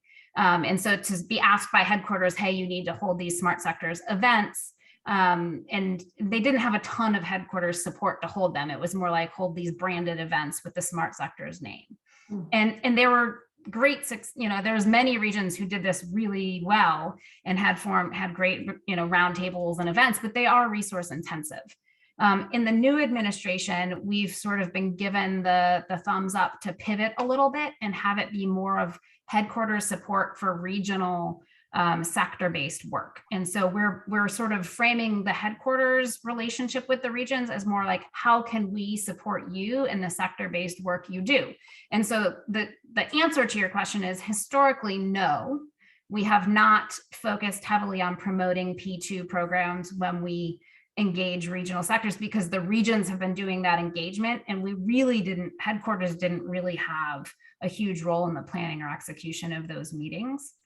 Some regions chose to. For example, Region 10, almost all of their smart sectors work was P2 driven. So it really depended on the region. Now, in this new administration, we are starting to promote P2 in our conversations at the headquarters level. And as we're doing more support for the regions, we're starting to draw that into the conversations. What P2 work are you doing? How can we make sure that, if we're having conversations with folks who are doing business in your region, that we're mentioning it, that we're getting it out there, that we have the right point of contact to point them to. We're just starting down that path. So okay, not historically, but we are starting to do more of that and hoping to do more of that. Okay, I think there's a lot of work that could be done, and we've been talking to the P2 leadership about this for a couple of years, and they'll say they'll get an answer back to us, and we're not hearing about it. And that's I don't mean to point fingers, but it's true. I think my colleagues know that we've had this discussion around the table at EPA for a couple of years. And now we've actually got smart sectors really kind of pumping up. So I don't want to get into those details now, but I think we need, Andrew, Elizabeth, we need some kind of work group that pulls this together. So at least we can get on the radar at smart sector, if that's the direction we're going to go. I mean, there's a lot we could do. Like I said, I don't want to take time away right now for that, but gosh, I just really think there's opportunity here that could answer some of our questions. Yeah, we can have some follow-up conversation on it. I think this is not unique to any one region. And I think that headquarters has an interest and several regions have expressed an interest. So I think that there's some opportunity there. We can definitely follow up on that. And I think we have sort of the support of our leadership within the Office of Policy to pursue things like this. I'll just kind of add in, Bruce Dvorak. I see Jennifer said, yes, she really agrees with this work group idea, and I completely agree. I think there's a real opportunity that we can really leverage to work with some of these big multinationals instead of us just retail working at the local level. If we're both working, I think we'll get into more places and have more success. This is Jeff Feigl. I think this could really dovetail, the work group could really dovetail into this additional money through the infrastructure plan to help us be able to expend that money and do some good with it. And the help that we could get in just mentioning our programs is priceless. Yeah, that's actually a really good point. Andrew, I will follow up with you after this meeting and find a way that we can connect and keep on this conversation sort of cross-region, cross EPA. That'd be great. And, inviting the smart sector representatives to our P2 program report outs. That would be great. Gosh, it's such a natural connection, I would think. And so I don't want to take too much more time on this, but I know Jennifer took her camera off. Did you have something to add, Jennifer? Nope, I was just actually thinking along the same lines as Jeff, like that would be, especially thinking about the additional resources coming along, it would be a really timely connection to make to really push that P2 message out. So yeah. One other option is we have a monthly smart sectors call of all of our regional folks and our headquarters smart sectors, we could also include someone on that call from P2 at headquarters. So they're hearing the same thing, and maybe we can go both ways, right? Yeah. I think it might also be a good idea to just invite you to like our bi-monthly calls, and whether you can attend them or not is up to you, but it would give you some idea of what the P2 programs are doing. Yeah. Great idea. Yeah. And maybe we could get some follow-up from you within about 3 to 6 months or something. That'd be cool. Yeah. And we don't, wait till next year. Yeah. Thank you, Elizabeth. That was great. Yes, thanks a lot. Yeah, I had a question for Doug, and please others join in, but I was curious about the details, obviously maybe another time, but if you could briefly explain some of the details related to your lunch and learn topics, and because that seems like a great thing. I really think that's a neat idea, Doug. And then also a little bit more about the SBDC trainings, because we've done trainings with SBDC, so small business development centers, but we've mostly done them with regard to our small business environmental assistance program, but not the P2. Yeah, for the lunch and learns, I was hugely successful for us. Essentially what we did is just developed a kind of a one-page flyer and a kind of a summary that the association could send out to their members. And what's nice about that, they just send a mass email out to all of their members throughout the state and kind of just introduced it. We kind of just left it as an introduction about what is pollution prevention, how can we help your company reduce waste, conserve energy, and save money.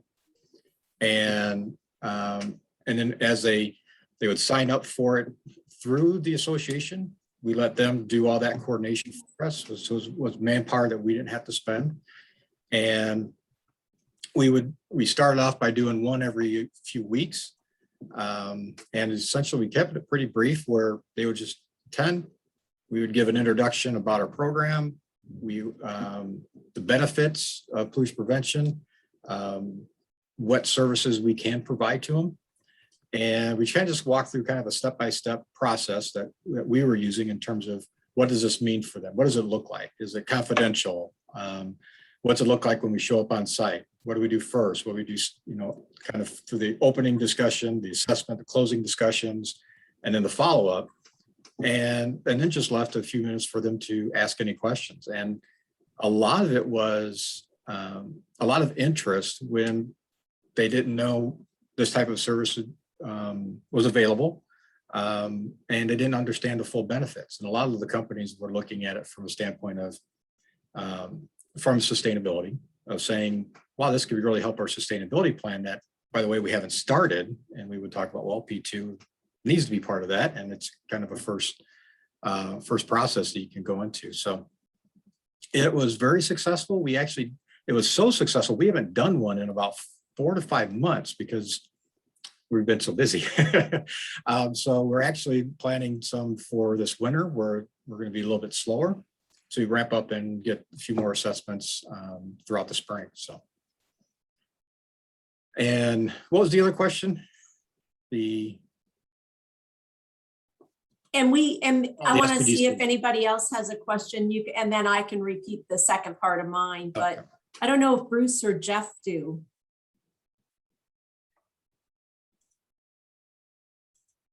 Okay. So yeah, the SBDC training. That was actually great. Actually, I got to pick Bruce's brain for a while in terms of how his training goes. And from that kind of evolved a training program and working with our small business development center in terms of saying, what is of value to the companies these days? Because when I used to attend those trainings, or I used to give presentation trainings for different things, it's cost effective for the companies, but you started to see things people not attend because they just didn't see the value. So I talked to them in terms of what are they seeing from their members, or you could say, or the companies they work with. What do they want to see value? And a lot of it was going to a hands-on component. They didn't want to just sit in the classroom and learn about the theories or the processes. They want to actually see how does it work? What are the actual results? So instead of us just doing a classroom session saying, here's the process, here are case studies, you know, benefits. If you're in the sector, here's what could be for you. We really wanted to be of, well, you know what? We can go do assessments. So if you attend the training, we will automatically come to your facility and we will do an assessment. And that component, giving them the hands-on, was really attractive to the SBDC to really promote it, because it was a value beyond what they were used to doing. And it was an additional cost to the company for the training, but they could see a huge benefit if they end up identifying a project that may save $10,000 and it might only cost them a couple of $100 to attend the training. Not a bad return on your investment and building that skill level internally. So that model we really liked. And the first session we did was really interesting. We only had 2 companies. One company we were already going to in St. Louis. They just happened to we reached them through the association. They heard about this training through the Small Business Development and they attended. So when we went and did their training, we just trained them. So, I mean, when we did the pollution prevention assessment that was already scheduled, we just trained their engineering staff to do it with us. So they got really engaged with the process. The other company was one here locally and they hadn't heard about it before, but we actually had 2 people from that company participate. And our next training we did in August, we had 3, but it was interesting because we actually had, what's interesting with the small business development, we had manufacturers, but we also had, one was a semi-truck trailer repair company, not very big, but they were really interested. So we went out and did an assessment, identified some opportunities that they're working on. One was a trucking company. One was a fabricator. So through the SBDC, you get access to not just manufacturing, but a lot of other small, medium-sized businesses that could also benefit from P2. So it helped to kind of expand our scope in what we were providing as well. Well, I like how you have them attend the class and then they get educated and they get their buy-in and then you go out. So you're really starting, you know, at a level where you're not just introducing it to them. You've already done that. So great job. Thanks for detailing that and sharing your story. Are there any other questions for Doug? Okay, if not, or Elizabeth. Not seeing any.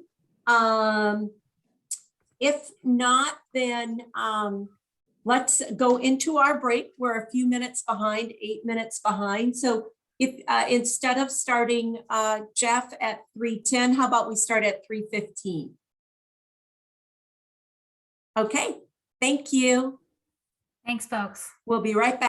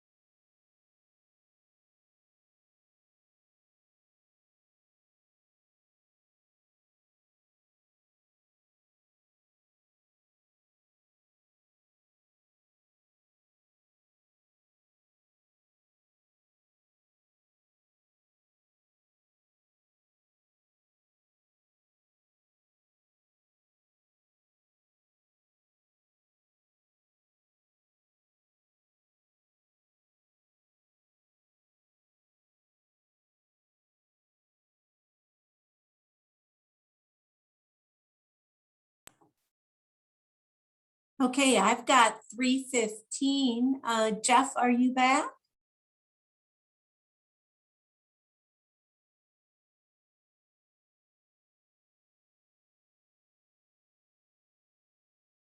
We'll wait for Jeff to get back and then get started. He is facilitating the next section, which are the a program report out. So thanks everyone for being part of this, and we look forward to this next section.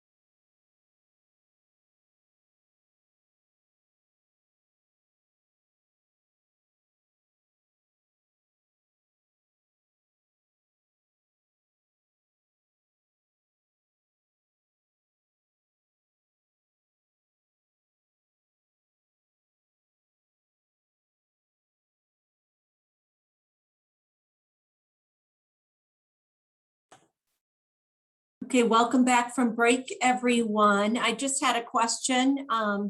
And Jeff, if you're back, if you put your camera on, that would be great. Then I'll know that you're back and we'll toss it over to you. But tomorrow we will start our meeting at 8:30 a.m. And so tomorrow it will run from 8:30 Central Time. Thank you, Jeff, to about noon, maybe 11:30. We might end a little early. We've got some brainstorming going on tomorrow, as well as some technical sessions. So with that, I'd like to turn it over to our Vice Chair, Jeff Feigl. He's going to facilitate this next section. So thanks, Jeff.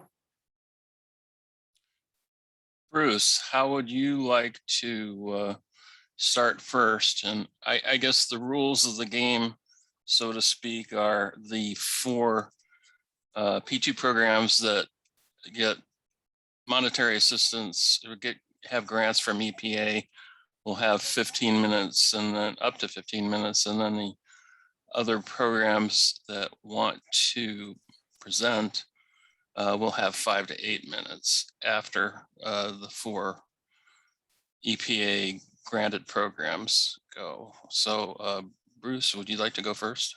Sure. I will try to actually keep this fairly short. I am okay. Does this show up as my PowerPoint, or does that show the notes in the PowerPoint? It looks like your PowerPoint.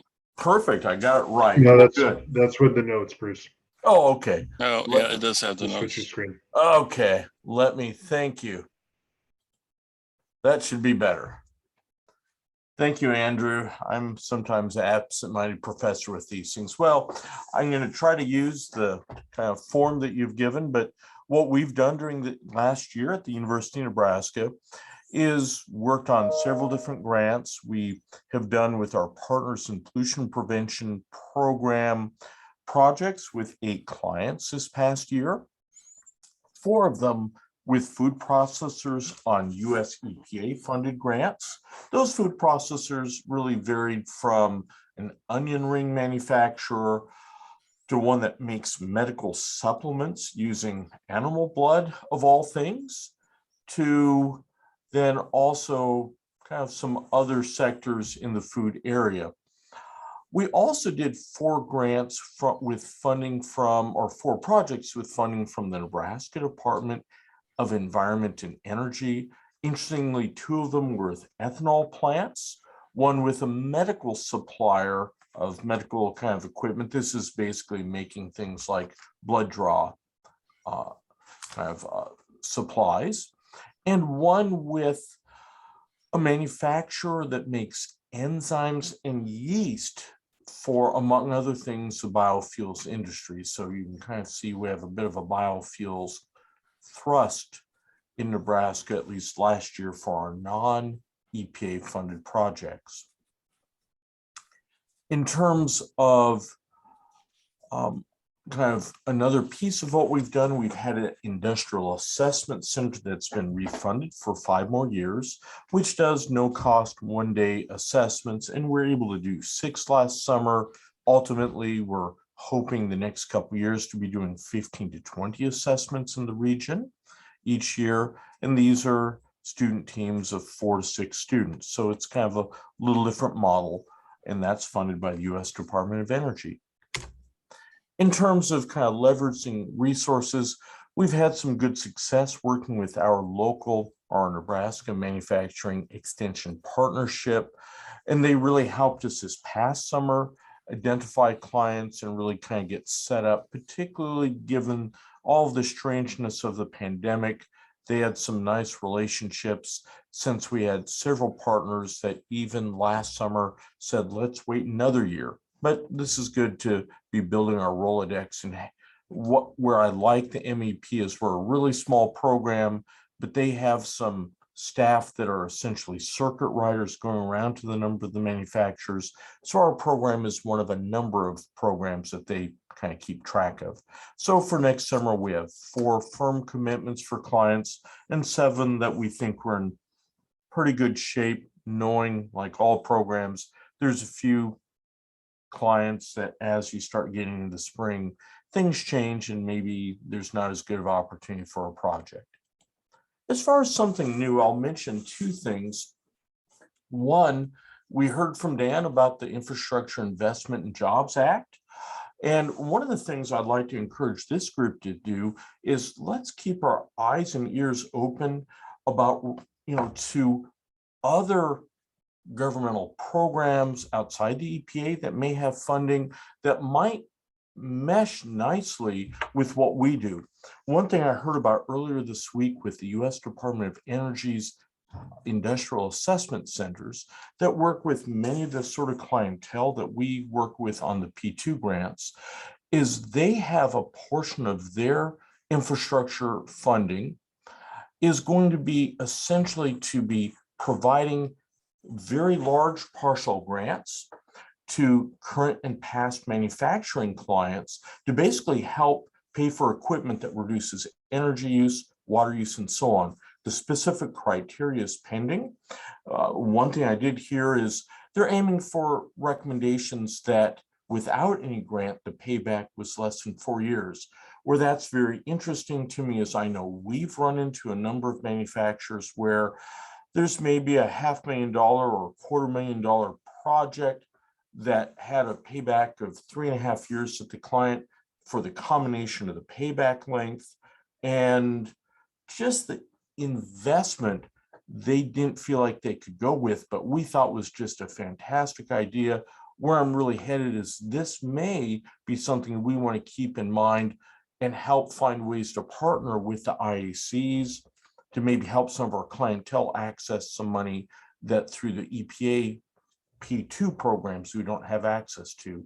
And many of you are probably aware there's industrial assessment centers that are funded for the next cycle, not just at Nebraska, but at Wichita State and Kansas, at Missouri, Columbia, and in Illinois, Chicago. So there's several different possibilities. And if there's interest, I'll try to, as information comes out on this, share that with the group. So when you see kind of potential to kind of collaborate to help a business client, you can take advantage of that. Another thing I'll mention, and this kind of comes from the ethanol focus that we've had with some of our other grants in Nebraska.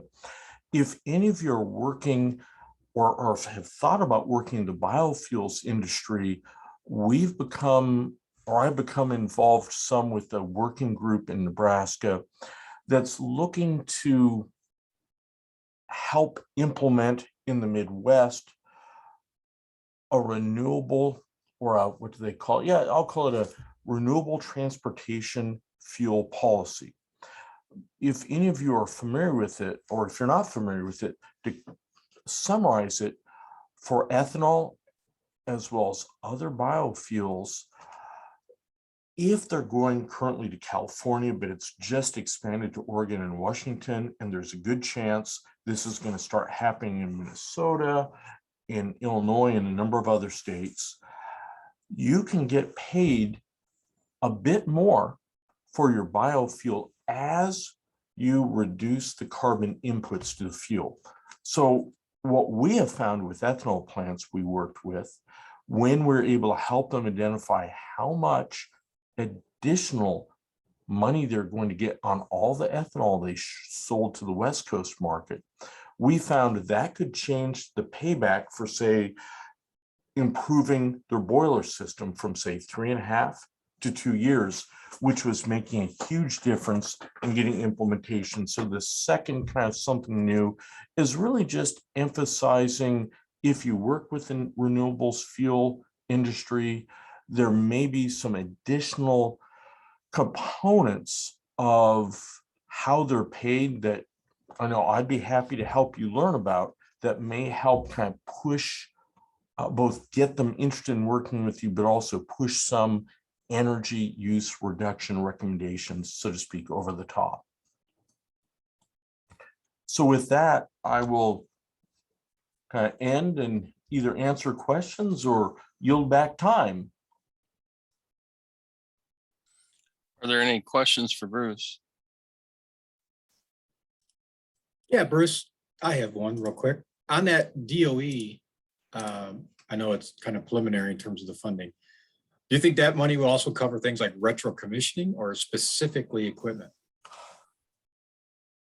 I'm going to say I have no idea, but that's a great question. I will keep track of that. And that's the sort of thing I can imagine, a lot of possibilities. I think the key, though, with the DOE money is going to be that we can show that there is potential for energy or water reductions. Okay. But to me, it's exciting because I'm sure many of you have seen what I've seen, these cases where we're just, these companies struggle to get the capital investment.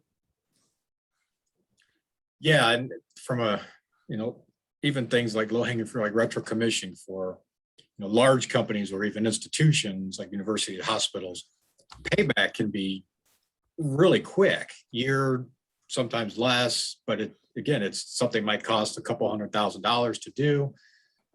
So there's that initial investment. So I'm just kind of wondering if that could be something that they could tap into. Would be hugely That may be the one caveat to these funds, is this particular DOE fund is only for companies that have one of a number of manufacturing industrial codes. Okay, so it's going to be tied to the Industrial Assessment Center project. It's going to be to those, and it's going to be tied to, now there may be other programs out there that could work with other sort of sectors. And this is just where maybe I'll even kind of throw this to, I'm not sure if it'd be Andrew or whom, though I think we just want to keep track of where there are other programs. I think there's a bunch of them likely coming that we may be able to help our clientele tap into. That's really, I think, the big discussion point I would like to have us think about.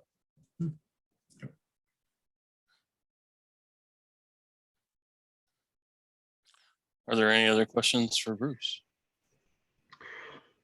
I was just going to say, I for some reason, Linnell, I can't put my video on, but that's okay. I was just going to add, I'll share something related to your point here, Bruce, regarding struggle for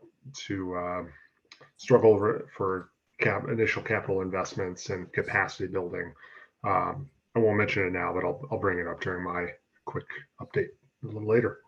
Great, thank you. I was just going to offer really quick too, as a comment. I saw, Chen, your note in the chat about being curious about kind of that topic and wondering about like rate of return versus like lack of financial resources up front. And I was just going to agree with Bruce's comment that I feel like at least what what we see in Iowa is that it's not so it's more the upfront costs. I mean, regardless of what the payback is, there's just only so much capital money to go around at these facilities, and they're competing with other operations projects and other, not necessarily just environmental projects. And so it's not that the return isn't necessarily viable even for them, but it's just that there's just so much competition for a limited pool of dollars, and it's hard to move up the 5-year plan, when there's so many projects and just a finite amount of resources.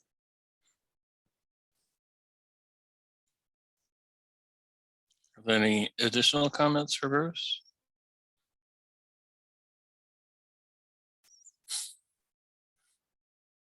Doug, how would you like to go next?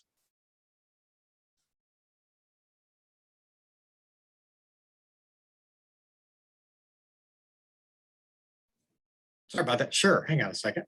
Yep, you're fine. Technical difficulties. All right.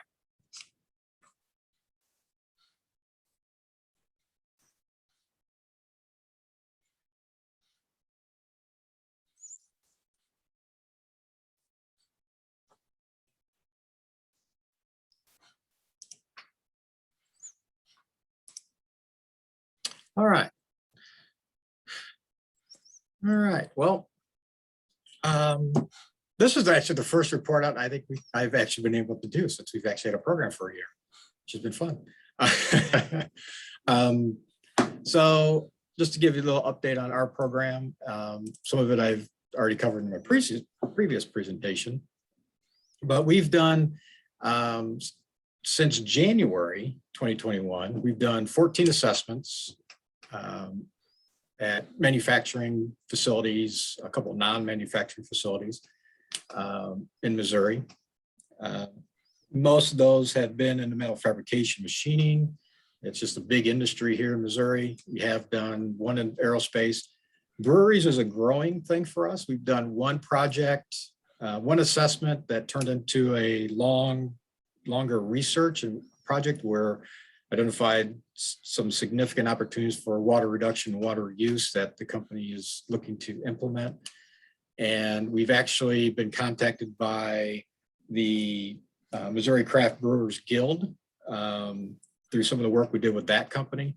And they've been talking about our program to other breweries. So we just did an assessment in St. Louis at a brewery, and it seems to be growing. So a lot of opportunity in Missouri. We have a lot of craft brewers, just like obviously many of your states.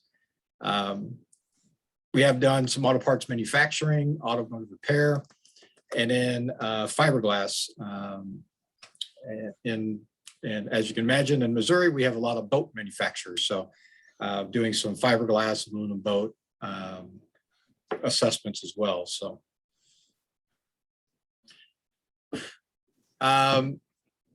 in terms of P2 projects that have been implemented since January, we've got a lot of recommendations out there. As you all know, it usually takes a little bit of time for companies to actually implement projects once you've done an assessment, but we've been really encouraged to see several projects already being implemented. Some where we did an assessment and within 2 months, they were implementing recommendations. So one was, typical things, compressed air leak analysis and repairs. We do have ongoing project in terms of solvent reduction, working with a large company on paint gun cleaning equipment, automated paint gun cleaning equipment technologies, trying different things, looking at different opportunities, but also developing standard operating procedures. So kind of a low-hanging fruit for them, but this facility has about 4 different painting operations. And as we assess the painting operations, we realized 4 different painting booths, and they're all doing things differently, and especially when it came to gun cleaning. So we really took some time to develop some standard operating procedures with them to take the best procedure of the 4, make some tweaks, and something they could train all of them on, and achieve some significant reductions in solvent use just by changing their practices.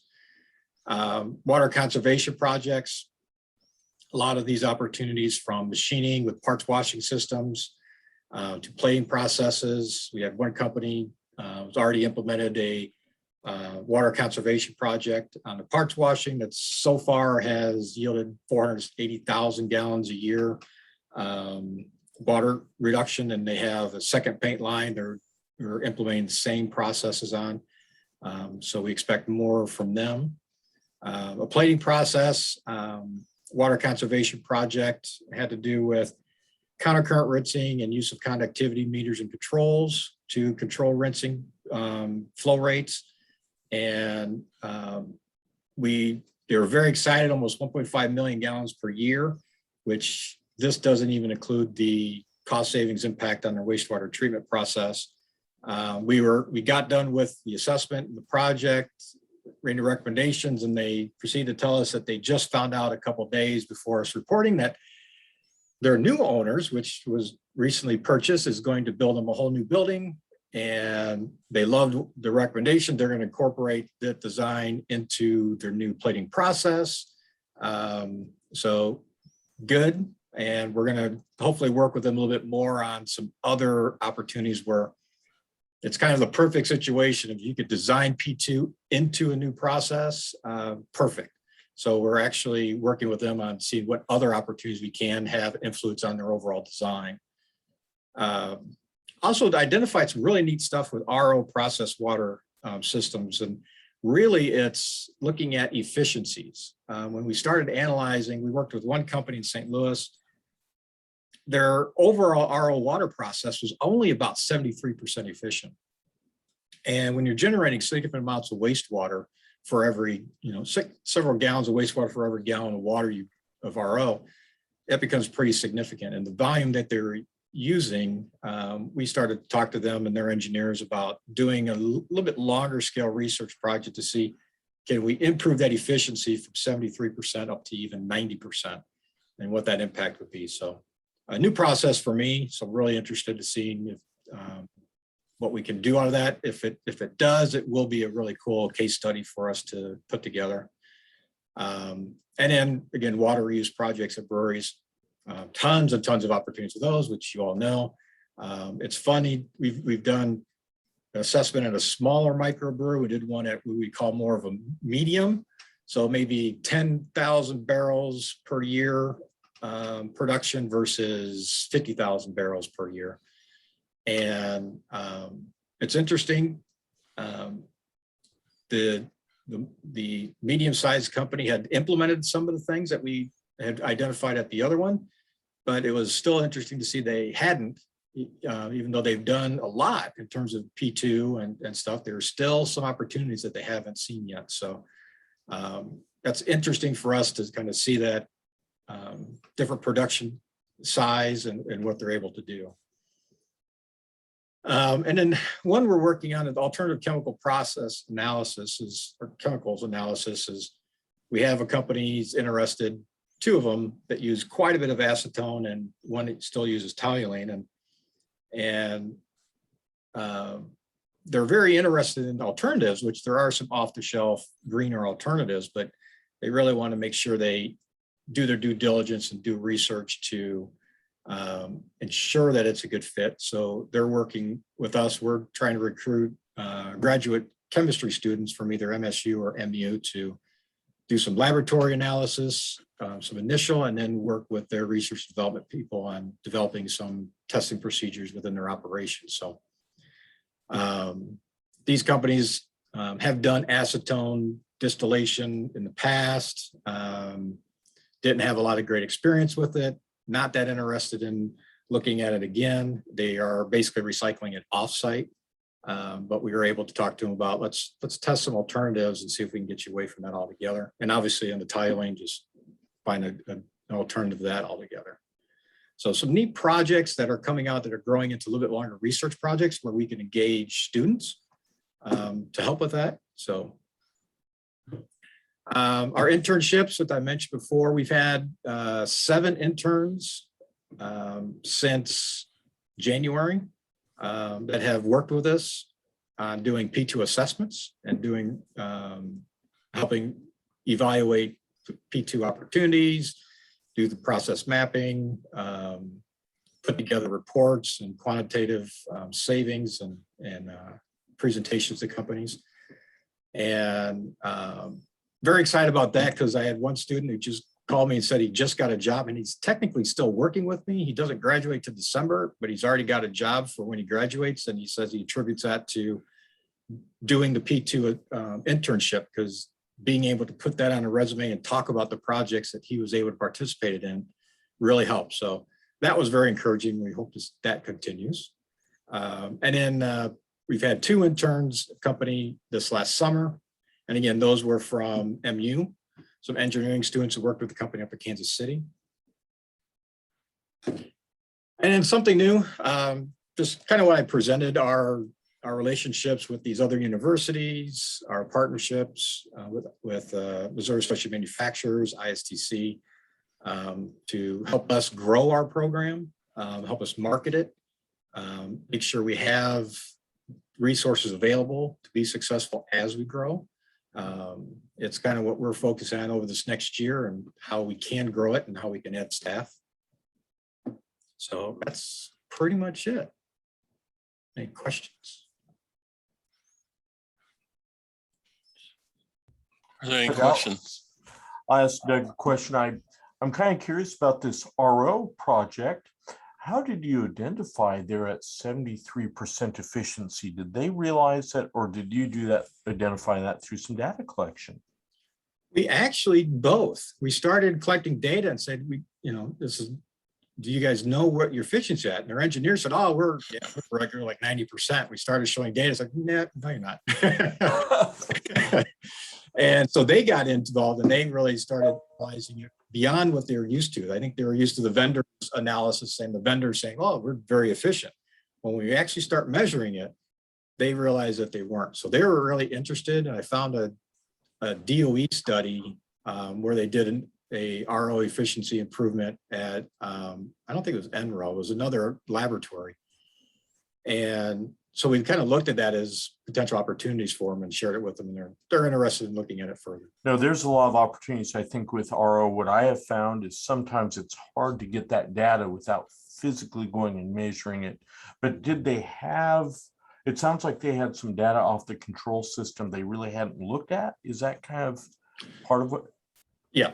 Yeah. They were really, I think, relying too much on the vendor and to make sure it's, maintained well and everything. And it really kind of came up as we were doing the assessments, looking at their parts washing. They were using RO for a lot of their rinse waters and washing solutions. And so we asked, can we see the RO unit? And looking at the size, I was like, oh, wow, it's very, very large RO system.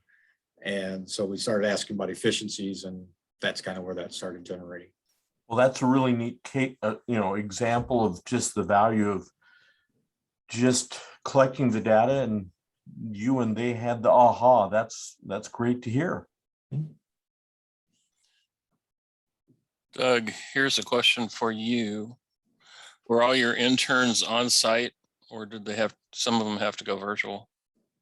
All of them were on site. We've done all of our P2 assessments have been on site. And then your interns, are they full-time or are they paid? No, they're not paid. They're not full-time. These are mostly undergrad students. Some are doing for credit, but actually over 50% of them are doing it just for the experience. And that's been very encouraging because, these students have first opportunity to understand P2, never been in these type of environments before. And some of them, we've had 7 that have worked with us. We've probably had, I think we've had 10 that have been interested, and after a few assessments, they kind of realized they either don't have time or it's not what they wanted to do, which is fine. We just wanted to give them the exposure. So, but 7 have really been engaged and really active in doing the process mapping, being on site, investigating opportunities, asking great questions. So I think it's interesting you're able to get them credit right away, because we struggled with that for several years before the universities would actually agree to that. Oh, wow. No, we work with colleges.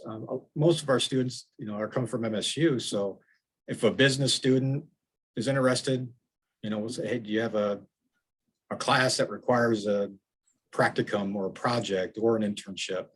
So some of them do an actual internship with us where they're working with us all semester.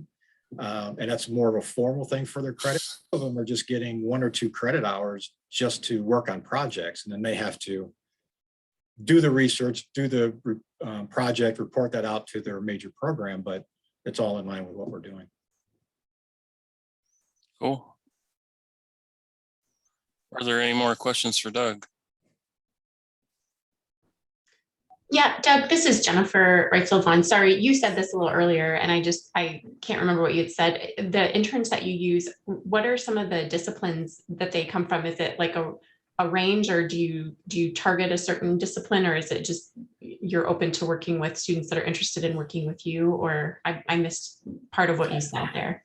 Sure. No, ours is open. So we have students, so from engineering, we don't have an engineering degree at MSU, but you come to MSU for 2 years. We have an agreement with Missouri S&T, your final 2 years. We have engineering S&T on our campus. So we get some of those students, but I've had chemistry students, biology students, sustainability minor students, business majors, project management graduate students. It's really across the board, because what we stress is you don't have to be an engineer. I'm not an engineer. I've been doing it for 30 years. So, but what they learn, the tools that they learn, they can apply anywhere where they go, whether they're going to be in business, having them to be able to understand pollution prevention, the processes, and to be able to present opportunities. And I do the cost analysis is a great skill for any future business person. Same with on the biology, the chemistry side, and project management we were getting a lot of interest from them. And these are students that could be project managers in construction or industry or whatever, but we like having it open. That does add to, yeah, you're going to have some students fall out once they kind of get involved. It might not be a good fit for them, but to see students that are non-engineers to do this work and do it successfully, and they can, has been really, really fun. So. And you said a lot of them are undergrads as well. Is that right? Okay. Yeah, I'd say probably 90% of them are undergraduate. Thank you. Are there any other questions for Doug?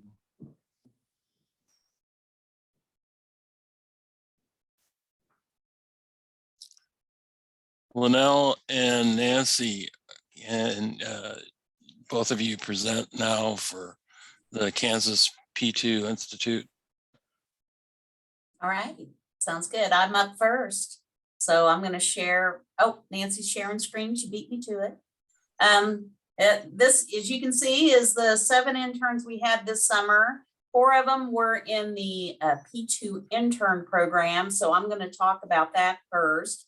And Nancy will speak to you about the other interns and the projects there.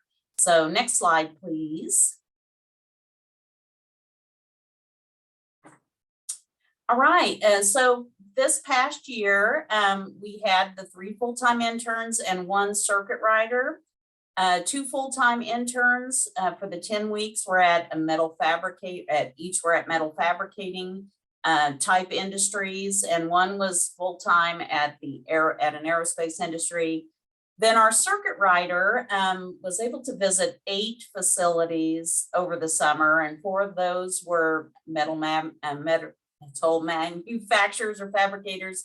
2 were printers, 1 was aerospace, and the last one was a food manufacturer. And these numbers are the total of all of the work. So we had a little over $500,000 in cost savings identified. Some of these numbers are implemented numbers. I didn't separate them out, but if you're interested in that, I have a handy dandy spreadsheet. I can tell you what was the total for implemented and the total for recommended. 4,187 on the MT CO2 equivalent, or metric tons of CO2 equivalent. We had 3 million kilowatt hours saved. Total air emissions, we report them as air emissions, but they were VOCs and HAPs. That was 12,000 pounds. So about 6 tons of air emissions. Total water use was 29 million gallons. And therms were 92,000, and hazardous waste was reduced. Now this is in gallons. 30,961 gallons. So this is not a conversion to pounds. And then we did have some solid waste projects that got sprinkled in at the end of most of their work. They had a little bit of time to work on some solid waste type reduction. This had to do with, some of it was in complement with their water reductions. So they had some sludge left over from water recycling in processes and things like that. So this all added up to 86,000 pounds. And if you're wanting more detail, that was, let's see, 8 energy, then 6 air emission projects, 2 haz waste projects, and 4 water projects in total across those total facilities. Okay, next slide, please. All right, leveraging resources.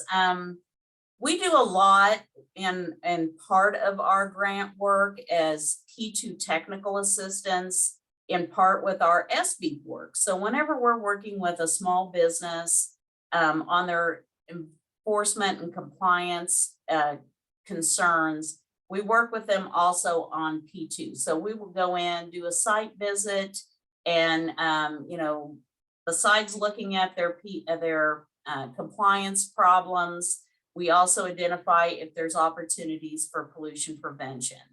And during the internships and working with metal fabricators, you all probably have seen how, especially the large structural steel facilities, store a lot of things outside. And we've been focusing in our SB work a lot with stormwater P2 and stormwater regulations. So it was an opportunity for us to kind of leverage those two together with the companies we worked with. And in addition, my count from the work that we did on the P2 technical side with our SB companies, aside from our intern host companies, we worked with 11 companies on P2 strategies in addition to SB work that we did with them on compliance. So it's a kind of a good match for us to you know, leverage that SB opportunity when we're there on site to also add the P2 spin and help them on that. Another resource that we leveraged, again, with collaborations with trade associations. We had 2 interns that had similar metal finishing projects at their facilities that they were working on. One involved chemical milling of titanium metal, and the other one was a finishing, kind of like a chemical polishing of a part. And, you know, they had a lot of wastewater issues related to this and some additional problems.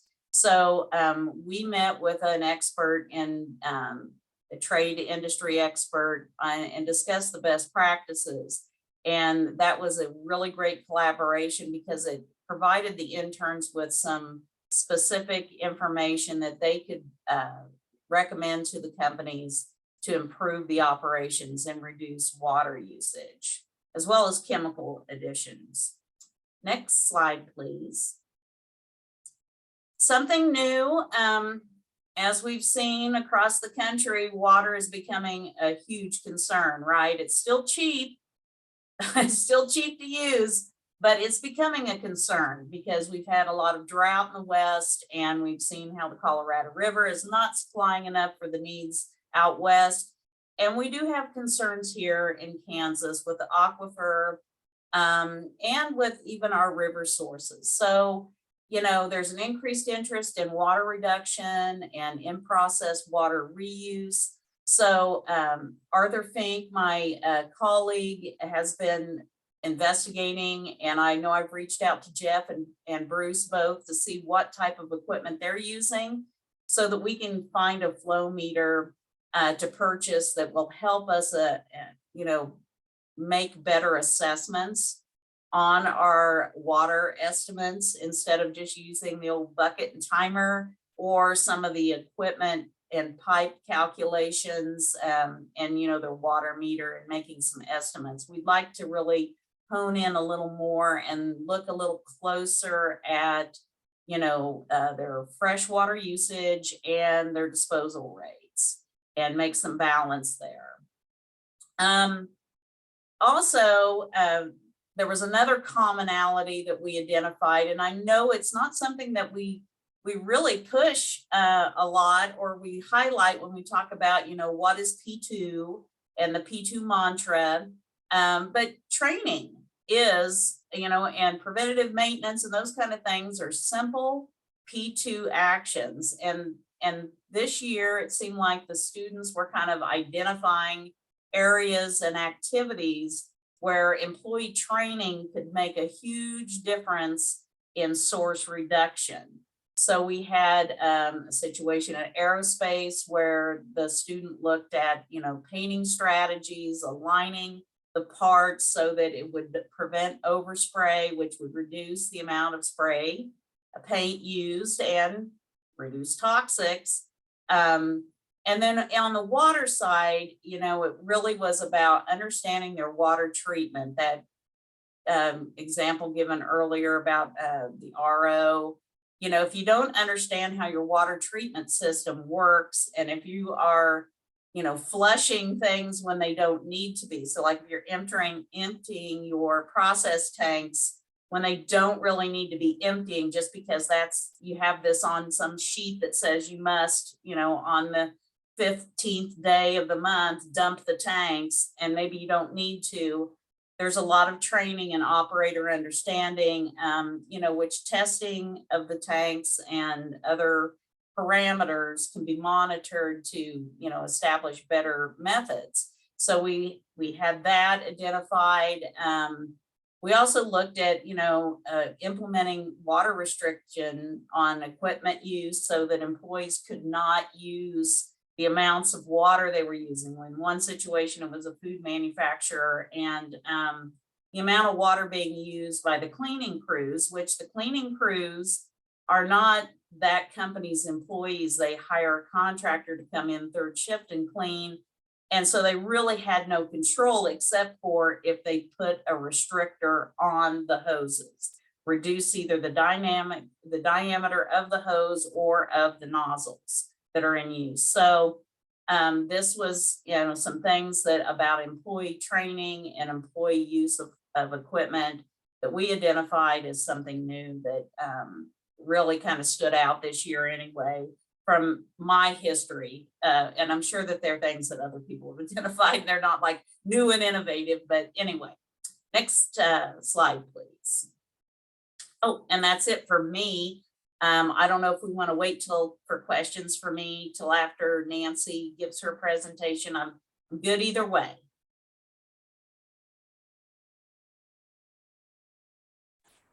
It looks like there's a couple questions in the chat for you, Okay. Linnell, and Yeah. why don't you just go for it and I'll just adjust. I think we're fine on time, right?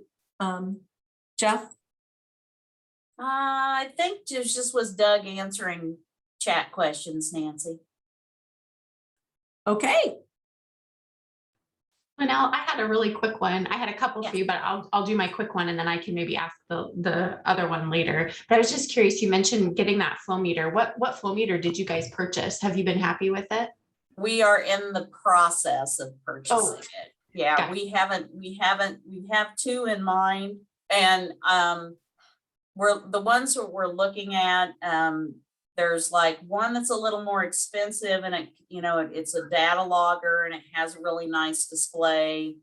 And then there's a smaller one, and we're thinking about getting both because you know, you may need both, and you may need the smaller one in a more confined, or not really confined. I don't want that to imply confined space or anything like that, but a tight fit area maybe where, you know, you want a smaller piece of equipment that's going to fit in an area where, and you don't want to damage your equipment. So we haven't purchased it yet, but we are planning to. I know that we've had the flow meters that we've used, the portable ones, we've worked with them for a while, and just kind of some of the considerations that you're talking about, those sound really familiar to some of the things that we have kind of worked through too. So as you're doing that, if you ever want to like ask questions offline or talk about some of the pros and cons of what we've run into, at least with the ones we've run into, I'd be happy to talk with you more about that. Thanks, Jennifer. I'll take you up on that, actually. Me and my colleague Arthur need to get back together and make some decisions before the first of the year, really, so that we know that we have the equipment on site, you know, in our possession, so that we can train students with it. I feel like it seems that they all have kind of pros and cons. And then you sort of learn about the stuff that you wish that it could do once you get it out and you're using it, and some of the stuff that you really like that you didn't necessarily realize that you would like until you're using it. So anyway, yeah, I'd be happy to talk with you more later. All right, great. Any other questions for me right now? Otherwise, I'll turn it over to Nancy. Thank you. Thanks, Linnell. And this is why this is so great, because we can learn from each other and each other's programs. I wanted just to follow up on a couple of things that that Linnell mentioned on the P2 grant, because we do have the P2 grant. That is, the intern program is definitely the majority of our time and our effort on our P2 intern grant. But we have two other kind of smaller projects that I work a little closer with right now. And I'll just mention that one of them Linnell talked about, and that was leveraging our SB clients and our compliance assistance with P2. And every other year, EPA does fund us so that we can ask our clients to do some evaluation of our work. And this was one of the years that we were able to just finish pulling that information together. We have some more follow-up that needs to be done to it. But this year, from our site visit evaluations, we were able to quantify that 73% of the P2 recommendations that we made for these clients were implemented. That's a little higher number than we've had in the past. And then we had some other data that we did report to EPA as part of kind of a narrative report, because not all that data necessarily fits into the spreadsheets that we report on. But then the other small project that we do work on is with KDHE. They do a Kansas Environment Conference every year, and several hundred people attend. This is the last year it actually got canceled. And then this year it went virtual, but it went to just one focus track. We had 3 different sessions as part of that, that encompass P2 either wholly or in portion. And so that is another big way that we get out and get the word out about P2. We exhibit there, we help with the awards. Awards were canceled this year, but we're hoping and looking forward to next year with that project. So moving on to source reduction assistance. You heard me talk last year, there we go, about the healthcare project. So we had an 1819 Kansas Hospitals for Healthy Environment project, and it's very focused on TSCA, focused on working with one of our main partners, which is Ascension Health Systems. They have, the number changes, but they have some 120, 140 facilities across the US. So one of their largest facilities is in Wichita, Kansas, and we've been partners with them for a long time for P2 and energy, and they partnered with us on this. And in year 1, which was 2019, we had a full-time intern doing a lot of working on 4 different kind of project areas that you see here. TSCA high priority chemicals, mainly halogenated chlorinated solvents, medical devices containing these plastic toxics, toxic cleaners, interiors, and landscapes. And then the design was in year 2, which should have been 2020, that we would then work with some of our smaller rural hospitals. We had to put that project on hold for almost at least 12 months, if not 18. We were able to keep an advisory board kind of moving along, but thankfully with the vaccine in the spring, we were able to get the go-ahead to restart the program again. We presented the program to our Kansas Healthcare Engineers Association, and we're able to secure 6 smaller hospitals from there, and an intern, a biomedical intern. So she was an intern that was hoping to work with hospitals in the future. And so that was a really good match there. But we applied lessons and tools that were developed in year 1 to this second year project. And we did get an extension on our grant. Thank you so much, EPA, for that. We're working with Lisa on this. And then, like I said, worked with 6 smaller hospitals. 2 of them were smaller Ascension facilities, and 4 were rural, very rural partners. Our clients, that we give them kind of a menu to choose from, and they all really wanted to focus on the TSCA chemicals. And so that is where we did most of our work. And the intern identified over 130 TSCA chemical containing products. 10 of them were the very, very high priority chemicals, elemental mercury, and chlorinated solvents, some of which have already been, like methylene chloride, already banned from consumer use. And so kind of looking at leveraging and new, we're finalizing in this next year that we have the project. We will be finalizing some work with our national team. We have a national team that is made up of Ascension, environmental and health and safety specialists from Kansas, Wisconsin, Texas, and Missouri. And so the idea is that we're going to take this information and we are going to upscale it to their programs nationally. So we have some follow-up to do with that, some training that will go on. And then we have, thanks to Chin for reminding me, that Clean Med, which is Practice Green Health's premier annual conference, is going to be held in Kansas City this year. So we have submitted a paper to present our project there. That's always a great place to learn from other people as well. But the really exciting project, not that the hospital one isn't, but of course it got a little stale just because we had to put it on hold.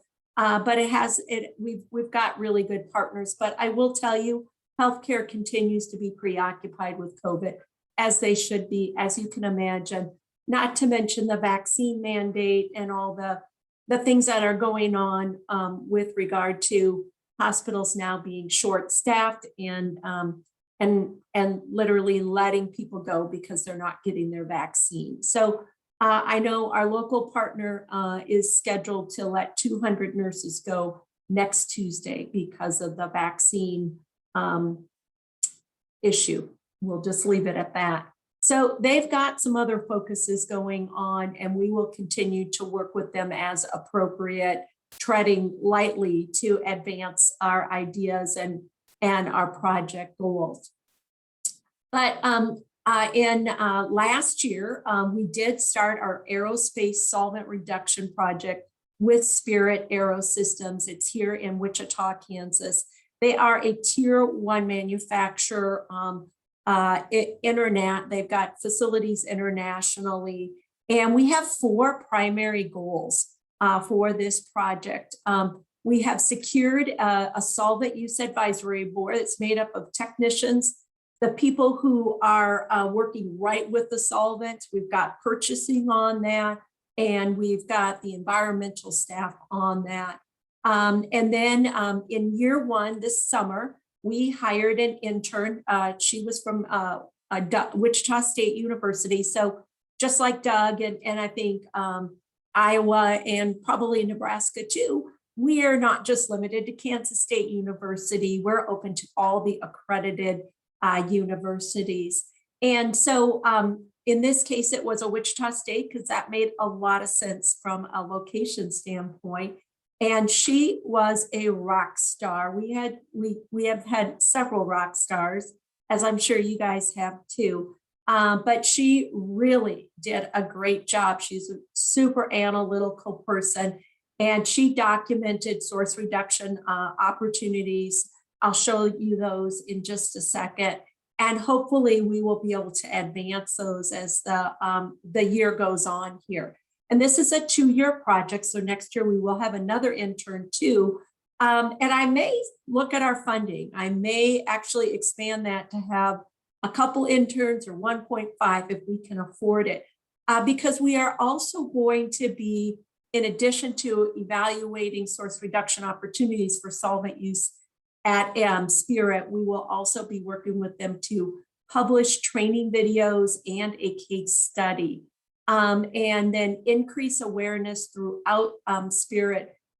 Spirit plans to host internal trainings and through the trade association. So you can see we've got a trade association here through the Aerospace Industry Association. They are, I found them a 1.5 years ago through Smart Sector, and then also the International Aerospace Environmental Group.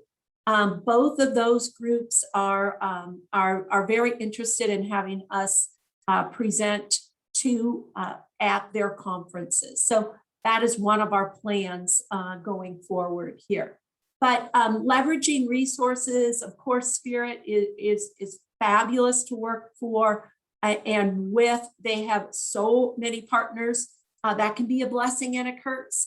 The facility is massive. It is takes a long time to get around. Luckily, our intern had access to gators and different equipment where she could go building to building.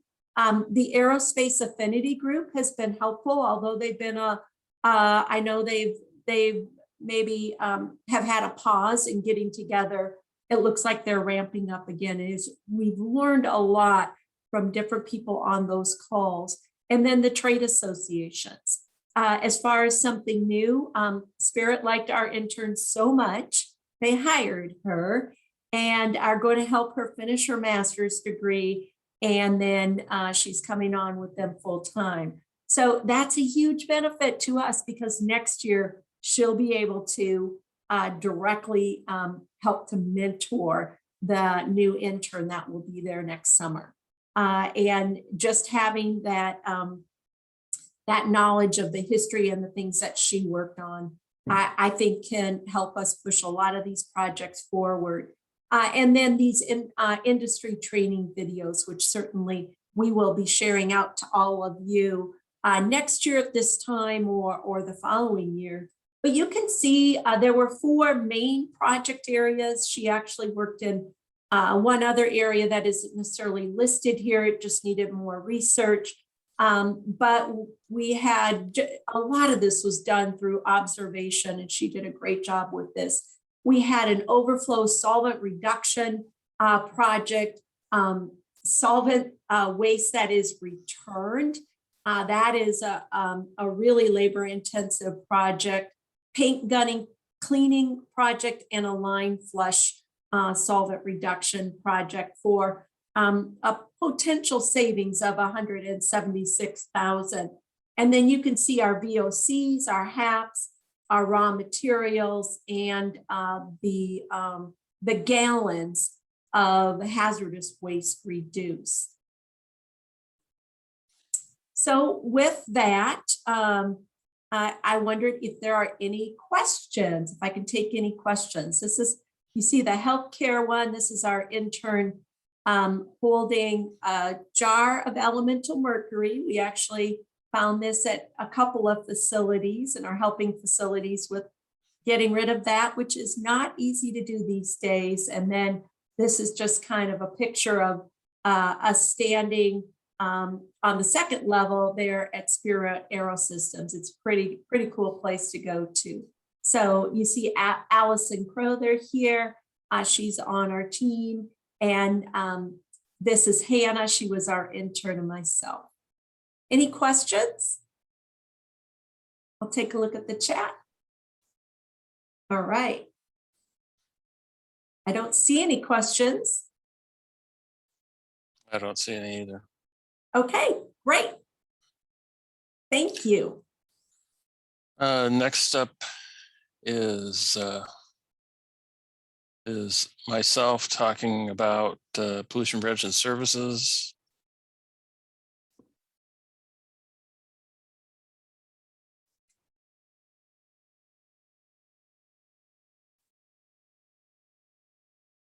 Oh my gosh, I may actually get this done.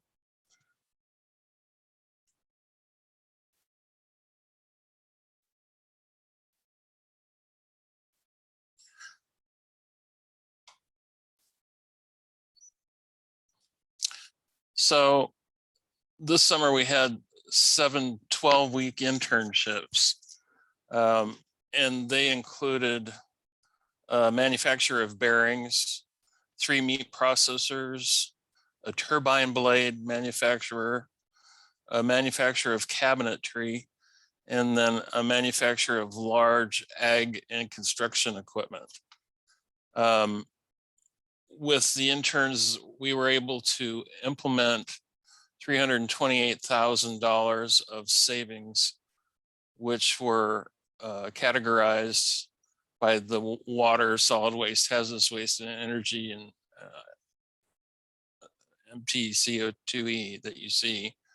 And then there's roughly another $1.1 million yet to be implemented, which we'll be catching up on with follow-ups. With our partnership with EPA Region 7, the Iowa Waste Reduction Center, and our program, we hosted 2 webinars of 100 to 150 people each in attendance. And we've actually held earlier this year a hazardous materials webinar, which is out of the 2018-2019 P2 grant, with a second one coming in January. And then we're planning on an EMS webinar sometime next year. And in that, we're actually trying to identify some businesses that have implemented environmental management systems and actually get them to speak on topics that were helpful for them in getting their EMS implemented. So there you see information again about the webinars that I talked about on the last slide. And then our roundtables, usually with our hazardous waste roundtables, we're at this point, we're partnering with solid waste landfills, since they have a clientele that doesn't bring their hazardous waste to the landfill, but will have hazardous waste issues. And we've had 20 participants at the first one, and we had Iowa Waste Reduction Center speak. We've had the Iowa Waste Exchange speak, and then EPA and the DNR field office that was local to the landfill speak.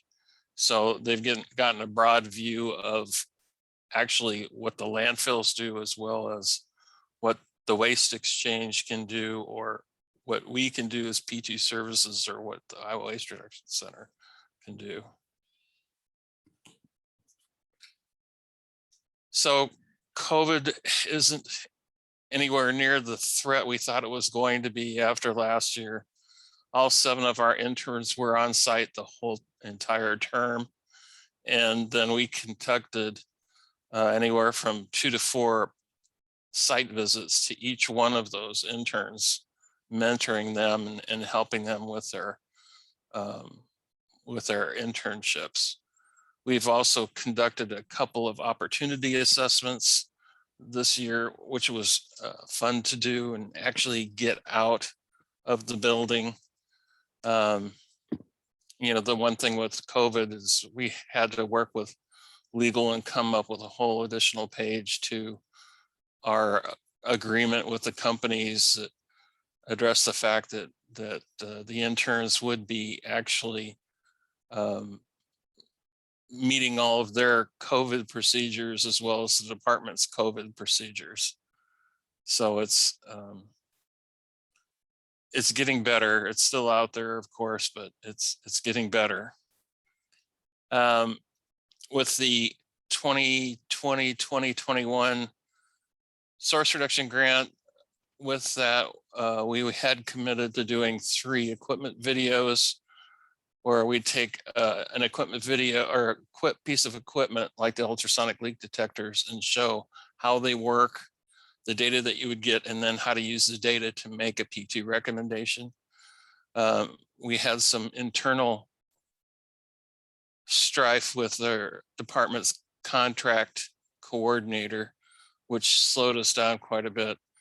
And then we had a reduction in funding. So we'll actually be working on 2, and the contract is virtually just about wrapped up to be implemented.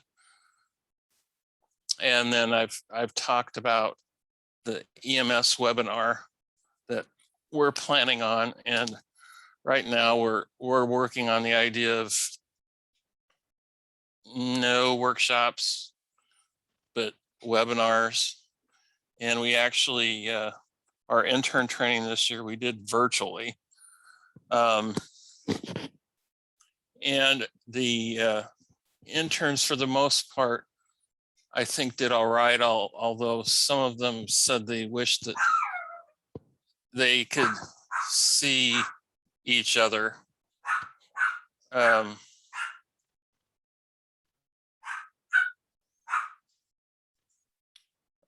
have to apologize for Zoe. She felt like she needed to participate in the presentation.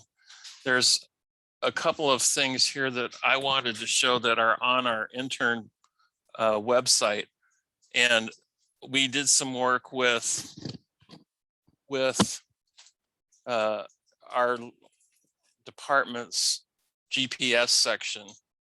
And one of the first things they did, and we did these things to grab a little more attention to our website, when the department's website, unfortunately, is a white website with very few bands of color on it. So this, when you go to the website, explains the program and then has 10 projects that are highlighted on. By hitting the arrow, you can see the results of 10 projects. So it's like mini case summaries. The other thing that we've worked with them on is changing our project index to something that's more visual. And so GPS came up with this dashboard. And with the dashboard, you can zero in on a particular company, you can zero in on a particular region, you can zero in on a particular year, and pull up any 2-page case summary by hitting the blue band that you see that says case summary.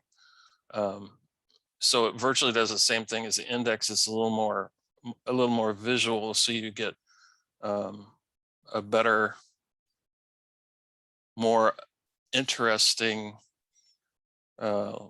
look at the website versus the department's standard I'm a white website. And with that, I would open it up to questions.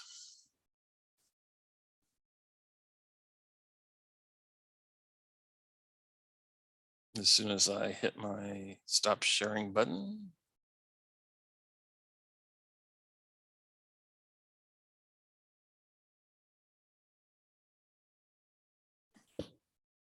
I like what you did with the website, Jeff. That looks great. Thanks. We're still kind of getting used to it. And I have to admit, being a boomer, I kind of like the index a little better, but I'm working towards the dashboard. There's just a little bit different functionality. That's really neat. I like the index, like Nancy said. You know, it's better. You know, it used to be before we just have lists and lists and lists of case summaries or case summary booklets, and this gets a little more visual, so you can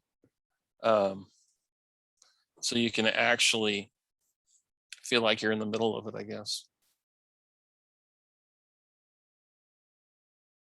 Okay, I'm not seeing any questions in the chat. Jenny, do you have a presentation you'd like to share with us? And then we'll wind up with Andrew.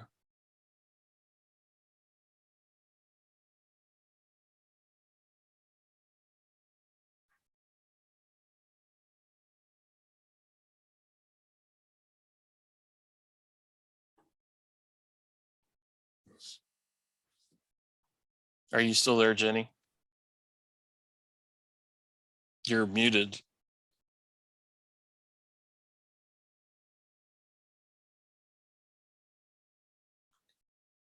Andrew, would you like to present, and maybe Jenny can come in? Oh, there's Jenny. Hi, sorry, I was talking to a student. Okay, so what you need? Do you have a presentation that you'd like to share?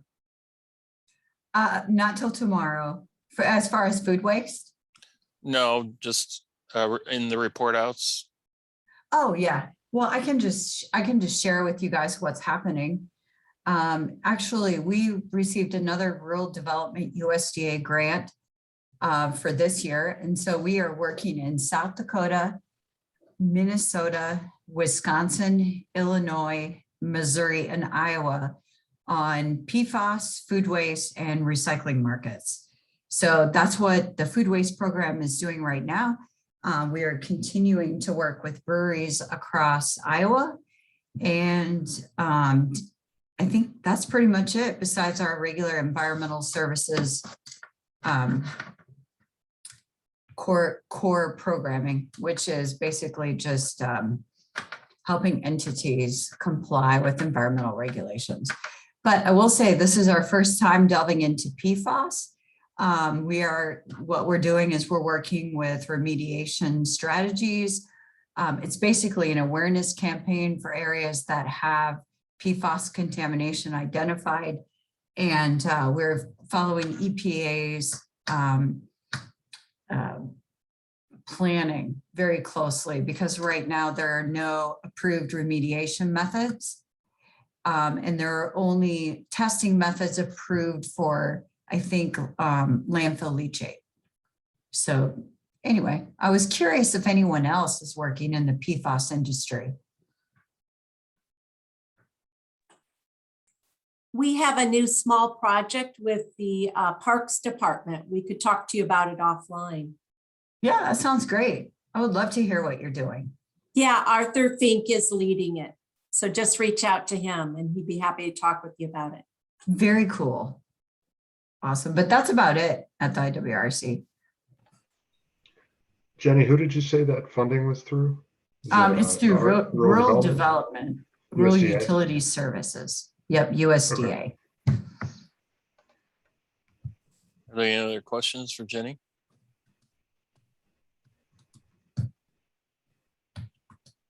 Andrew, you're up. All right. Linnell, I don't know what's going on with my video. I can't turn it back on. There we go. I sent you an invite to ask you to turn your video on. I don't know either. I'm not blocking you, so I don't know. Did it work? It didn't work. Can you send me another? Here we go. Try that again. No. You know what that means if you broke your video camera, Andrew? Well, it turned on before when Linnell. Yeah, I mean, I hit his ask to start his video and, you know, it's like you can ask people to unmute and things like that, but yeah, I don't know what's going on. I Okay, tried well, I know- to, so I'm not sure. No, that's okay. I don't have any slides. I was just gonna riff for you guys for a little bit on a few things. But I know we are at time for today, so just being cognizant of that. Do folks need to be somewhere, or do you have another 10 minutes to spare or so? If you'd prefer, I can kind of weave this into some of my talking points for tomorrow, if that's easier. It looks like Doug has to leave.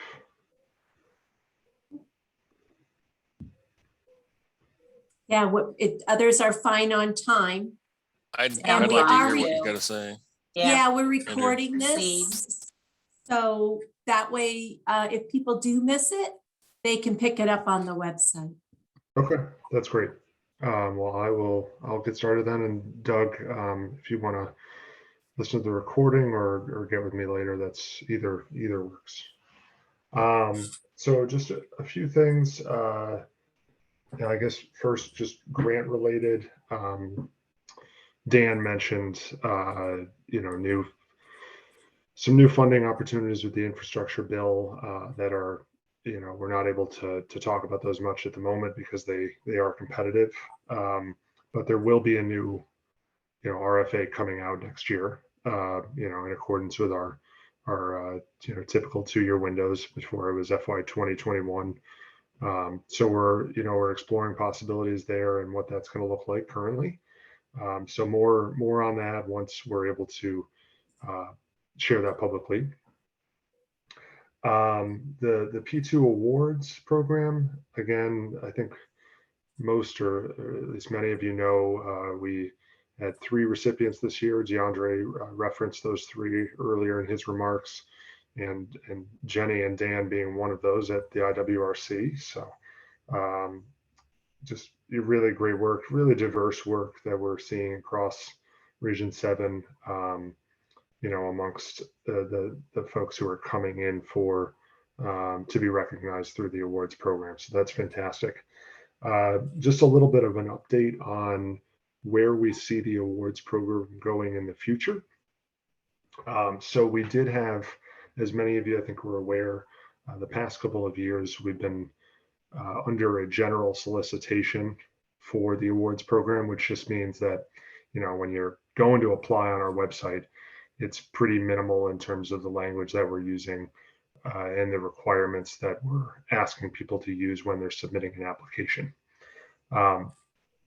That was a change from the previous years in just, again, how we were communicating and advertising and the types of questions we were asking applicants to respond to.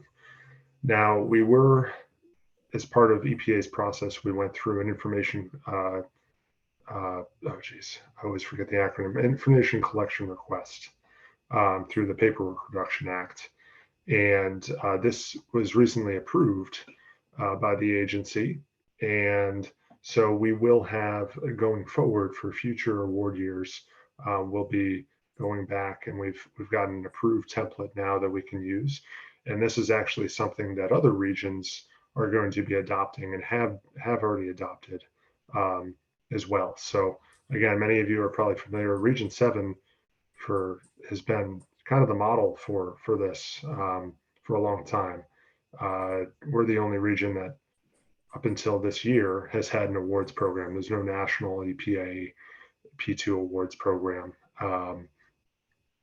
But other regions have been interested. And so we were partnering with Regions 8 and Region 10 to put this together, the information collection request. And that's been approved. And now there's actually even more regions that are supportive of starting up P2 awards programs in their regions as well. So that's really great to see. We're enthusiastic about that. And Many of those programs started their awards program up with P2 week.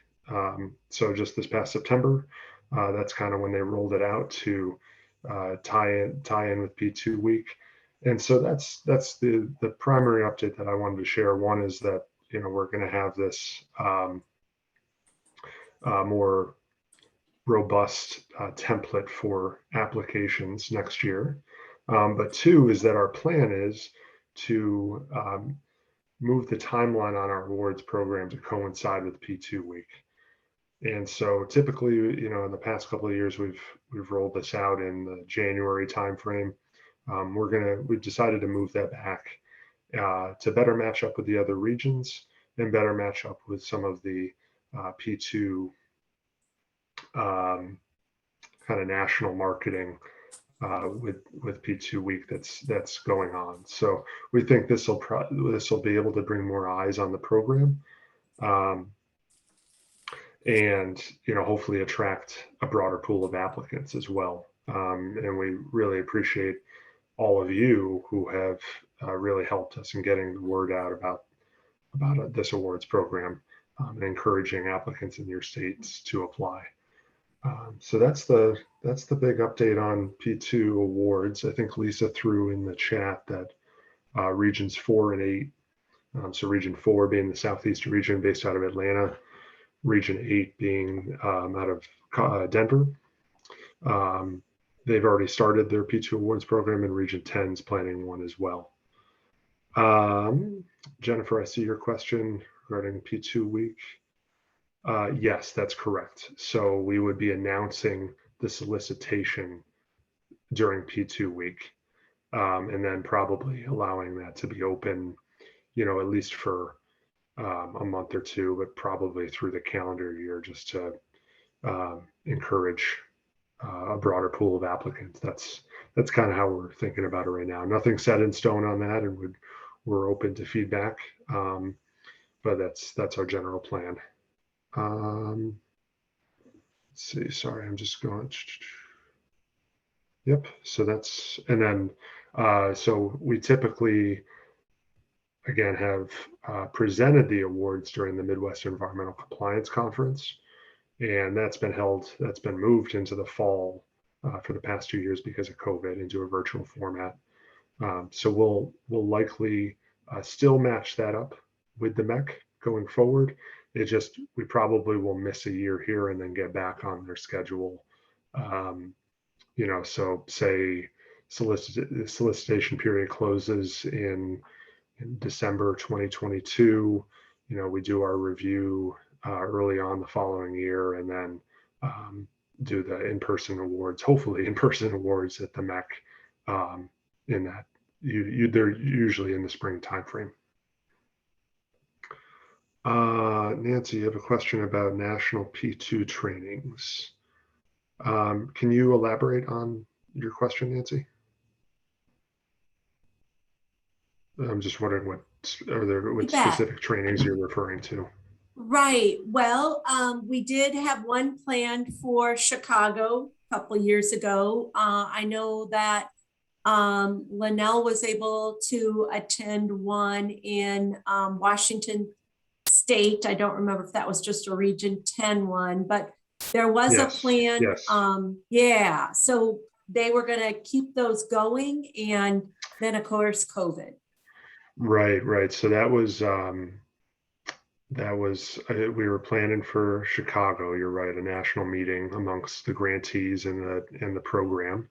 You know, I might defer to Jim or Lisa on that in terms of if they've been hearing anything over the past couple of months, since I've been a little bit removed from the program. To my knowledge, I haven't heard anything about any meetings coming up, but I know that's still of interest nationally and amongst all of the regions. So, you know, I would hope that something like that might happen once, you know, we're able to. I think things are slowly returning to where they were COVID wise, but you know, there's still some hesitancy there, and rightfully so. And so I think, you know, that might be something to revisit next year. Jim or Lisa, do you have any other comments from your understanding there? Yeah, I'll jump in just real quick. I have not heard any talk over the last 6 months or even a year about doing that at this time. Obviously COVID, got in the way, so to speak. Maybe once that settles down a little bit more, because we've got some hot spots going on. But also the other thing that'll probably push it back is the infrastructure bill. There is a ton of work to be done to make sure that we get all this stuff going and launched and created. So, my guess is maybe a year from now, we might be in a position to, start having some more of those national get-togethers, because there is a lot of value in doing that. It's just, with everything going on with the new legislation and all this money to deal with, and Dan didn't, I don't think, say it, but I think there was set aside money for the Inspector General to oversee the money. So we make sure everything is done, and we would do it anyway, make sure it's properly and goes to the purpose that Congress intended with passing the bill and the president signing it. So that's a good point to bring up, because I kind of forgot about that. And that's something to kind of, between Andrew, Lisa, and I, we can maybe kind of put back on the radar screen of, let's not forget about this. Let's remember we should do something like this at some point in time. But, for immediate near future, I don't see any way, just knowing the workload that's coming down the pike, and we're all trying to figure out where are the bodies to help get all this work done. So thanks for raising that. Yeah, great question. And to your other question, Nancy, regarding the RFA, I think the easiest way for me to frame this right now is we're expecting it to be early next year, early 2022. So the first quarter, Yes. January, Well, February, technically, March. yeah, first quarter of the calendar year, but second quarter. Right, of the first fiscal quarter of year. the calendar. Gotcha.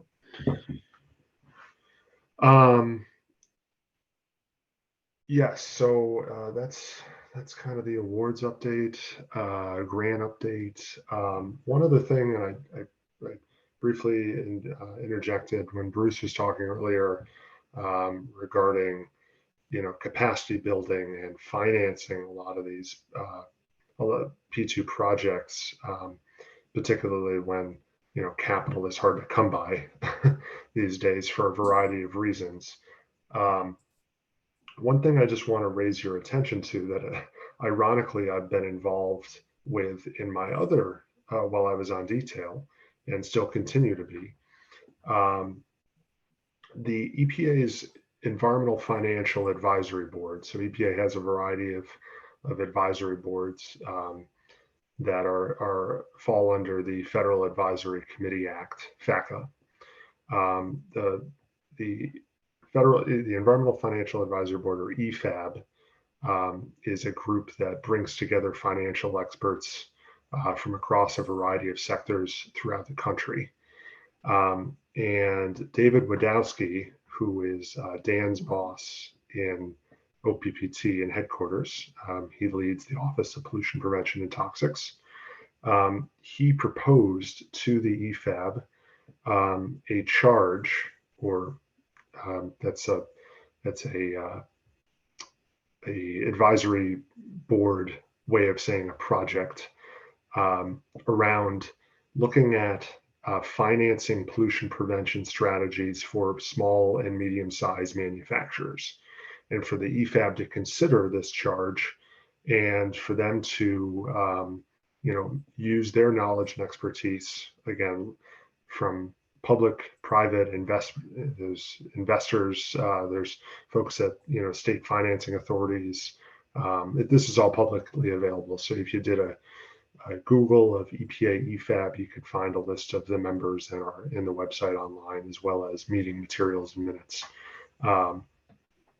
But my point in bringing this up is this charge that just last month was approved to be taken up by the board for consideration and ultimately to provide recommendations back to EPA on this topic. So this is extremely timely, I think very relevant to what you all are, this isn't a recent issue, I know, but only, compounded by events like COVID and, rising inflation, et cetera. And so, it's very timely. And I think, the board has a broad range of expertise, and they'll be working with David and his team in our headquarters office on this charge. And, I'd encourage you all, I think there's going to be some information coming out in our P2 newsletter about this shortly, just next month. And then there'll be more information to come about, the kind of the plan for the board to work on this charge over the next, year or so. So more to come on that, but I just wanted to flag that for you all as, something that's kind of, top of mind and speaks to an issue that, you all are dealing with on a regular basis. Just again, regarding the newsletter, I apologize, I'm taking up more time than I thought I would. But we will be including an update on this roundtable in the next installment of the P2 newsletter that goes out from headquarters as well. So I plan to submit just a little write-up later this week on the roundtable and a link to the website, Nancy and Linnell. So great. Lastly, the other thing I wanted to mention, and just for the sake of transparency, and I apologize for the timing of all of this because it's I love and hate it. So I referenced that I was just back from a detail. I ended my 1 6-month temp assignment just last month, and I've been back with the P2 program since, and will continue to be up until mid-January, which is when I go on another temporary assignment for 6 months. And so, I'll continue to be involved with the grants that I'm currently, managing and involved with. Lisa Dunning, who's on the line, you all are familiar with her and familiar with Jim. So we want to keep you guys in good hands and just trust that, you all remain a priority for us and the program remains a priority for us. And again, it's another temporary assignment. For the sake of transparency, I don't know what's coming after July for myself. At this time, I plan to be back with the program after that, but we all know how these things go. So Andrew, I just wanted to be upfront with all of you. This is a familiar story to us. I know, because it happened with Lisa too. Well, and it's happened with other EPA staff that's worked with us as well. Yep. Hey, Jeff, I've been around for a while. Yeah, you're about the only one, I think. Hey, I like spending time with you guys. Well, that's good. Great work. You all do good work, and the P2 program, has measurable success and partners and things. And so, we're grateful for your opportunities and for the time to work with you. We hope you're back, but we want what's best for you, Andrew and Lisa and Jim and everyone else, right? There is a lot of opportunity out there, and we just, we hate to see people go, but we want what's best for them. So with that, thank you. Yeah, that's all I have. And back yeah, to you. you bet. Well, I don't mean to push the wrap up, but I'm sure we'll get more information as you have it available and as January approaches. So absolutely. I think you can see I'm sharing my screen for tomorrow's agenda, and we're starting at 8:30 promptly. And so we're going to hear about new administrative priorities and upcoming regulatory issues. We have David Kozak back again to speak with us. He is a fantastic resource, and I've asked him to make the P2 connection. So he's on detail in Washington, D.C. from Region 7. And so we're lucky to have him. And then our P2 awardees will present, hopefully. We've got Iowa. I thought I saw news about Kansas Dairy Ingredients presenting too. And then we're going to do a brainstorming session using a certain software called Jamboard. And more will come on that maybe at the introduction tomorrow morning. And then some clarification on semi-annual reports and discussion. And we'll wrap up promptly at noon. And so with that, unless there's anything else, we'll call it a day.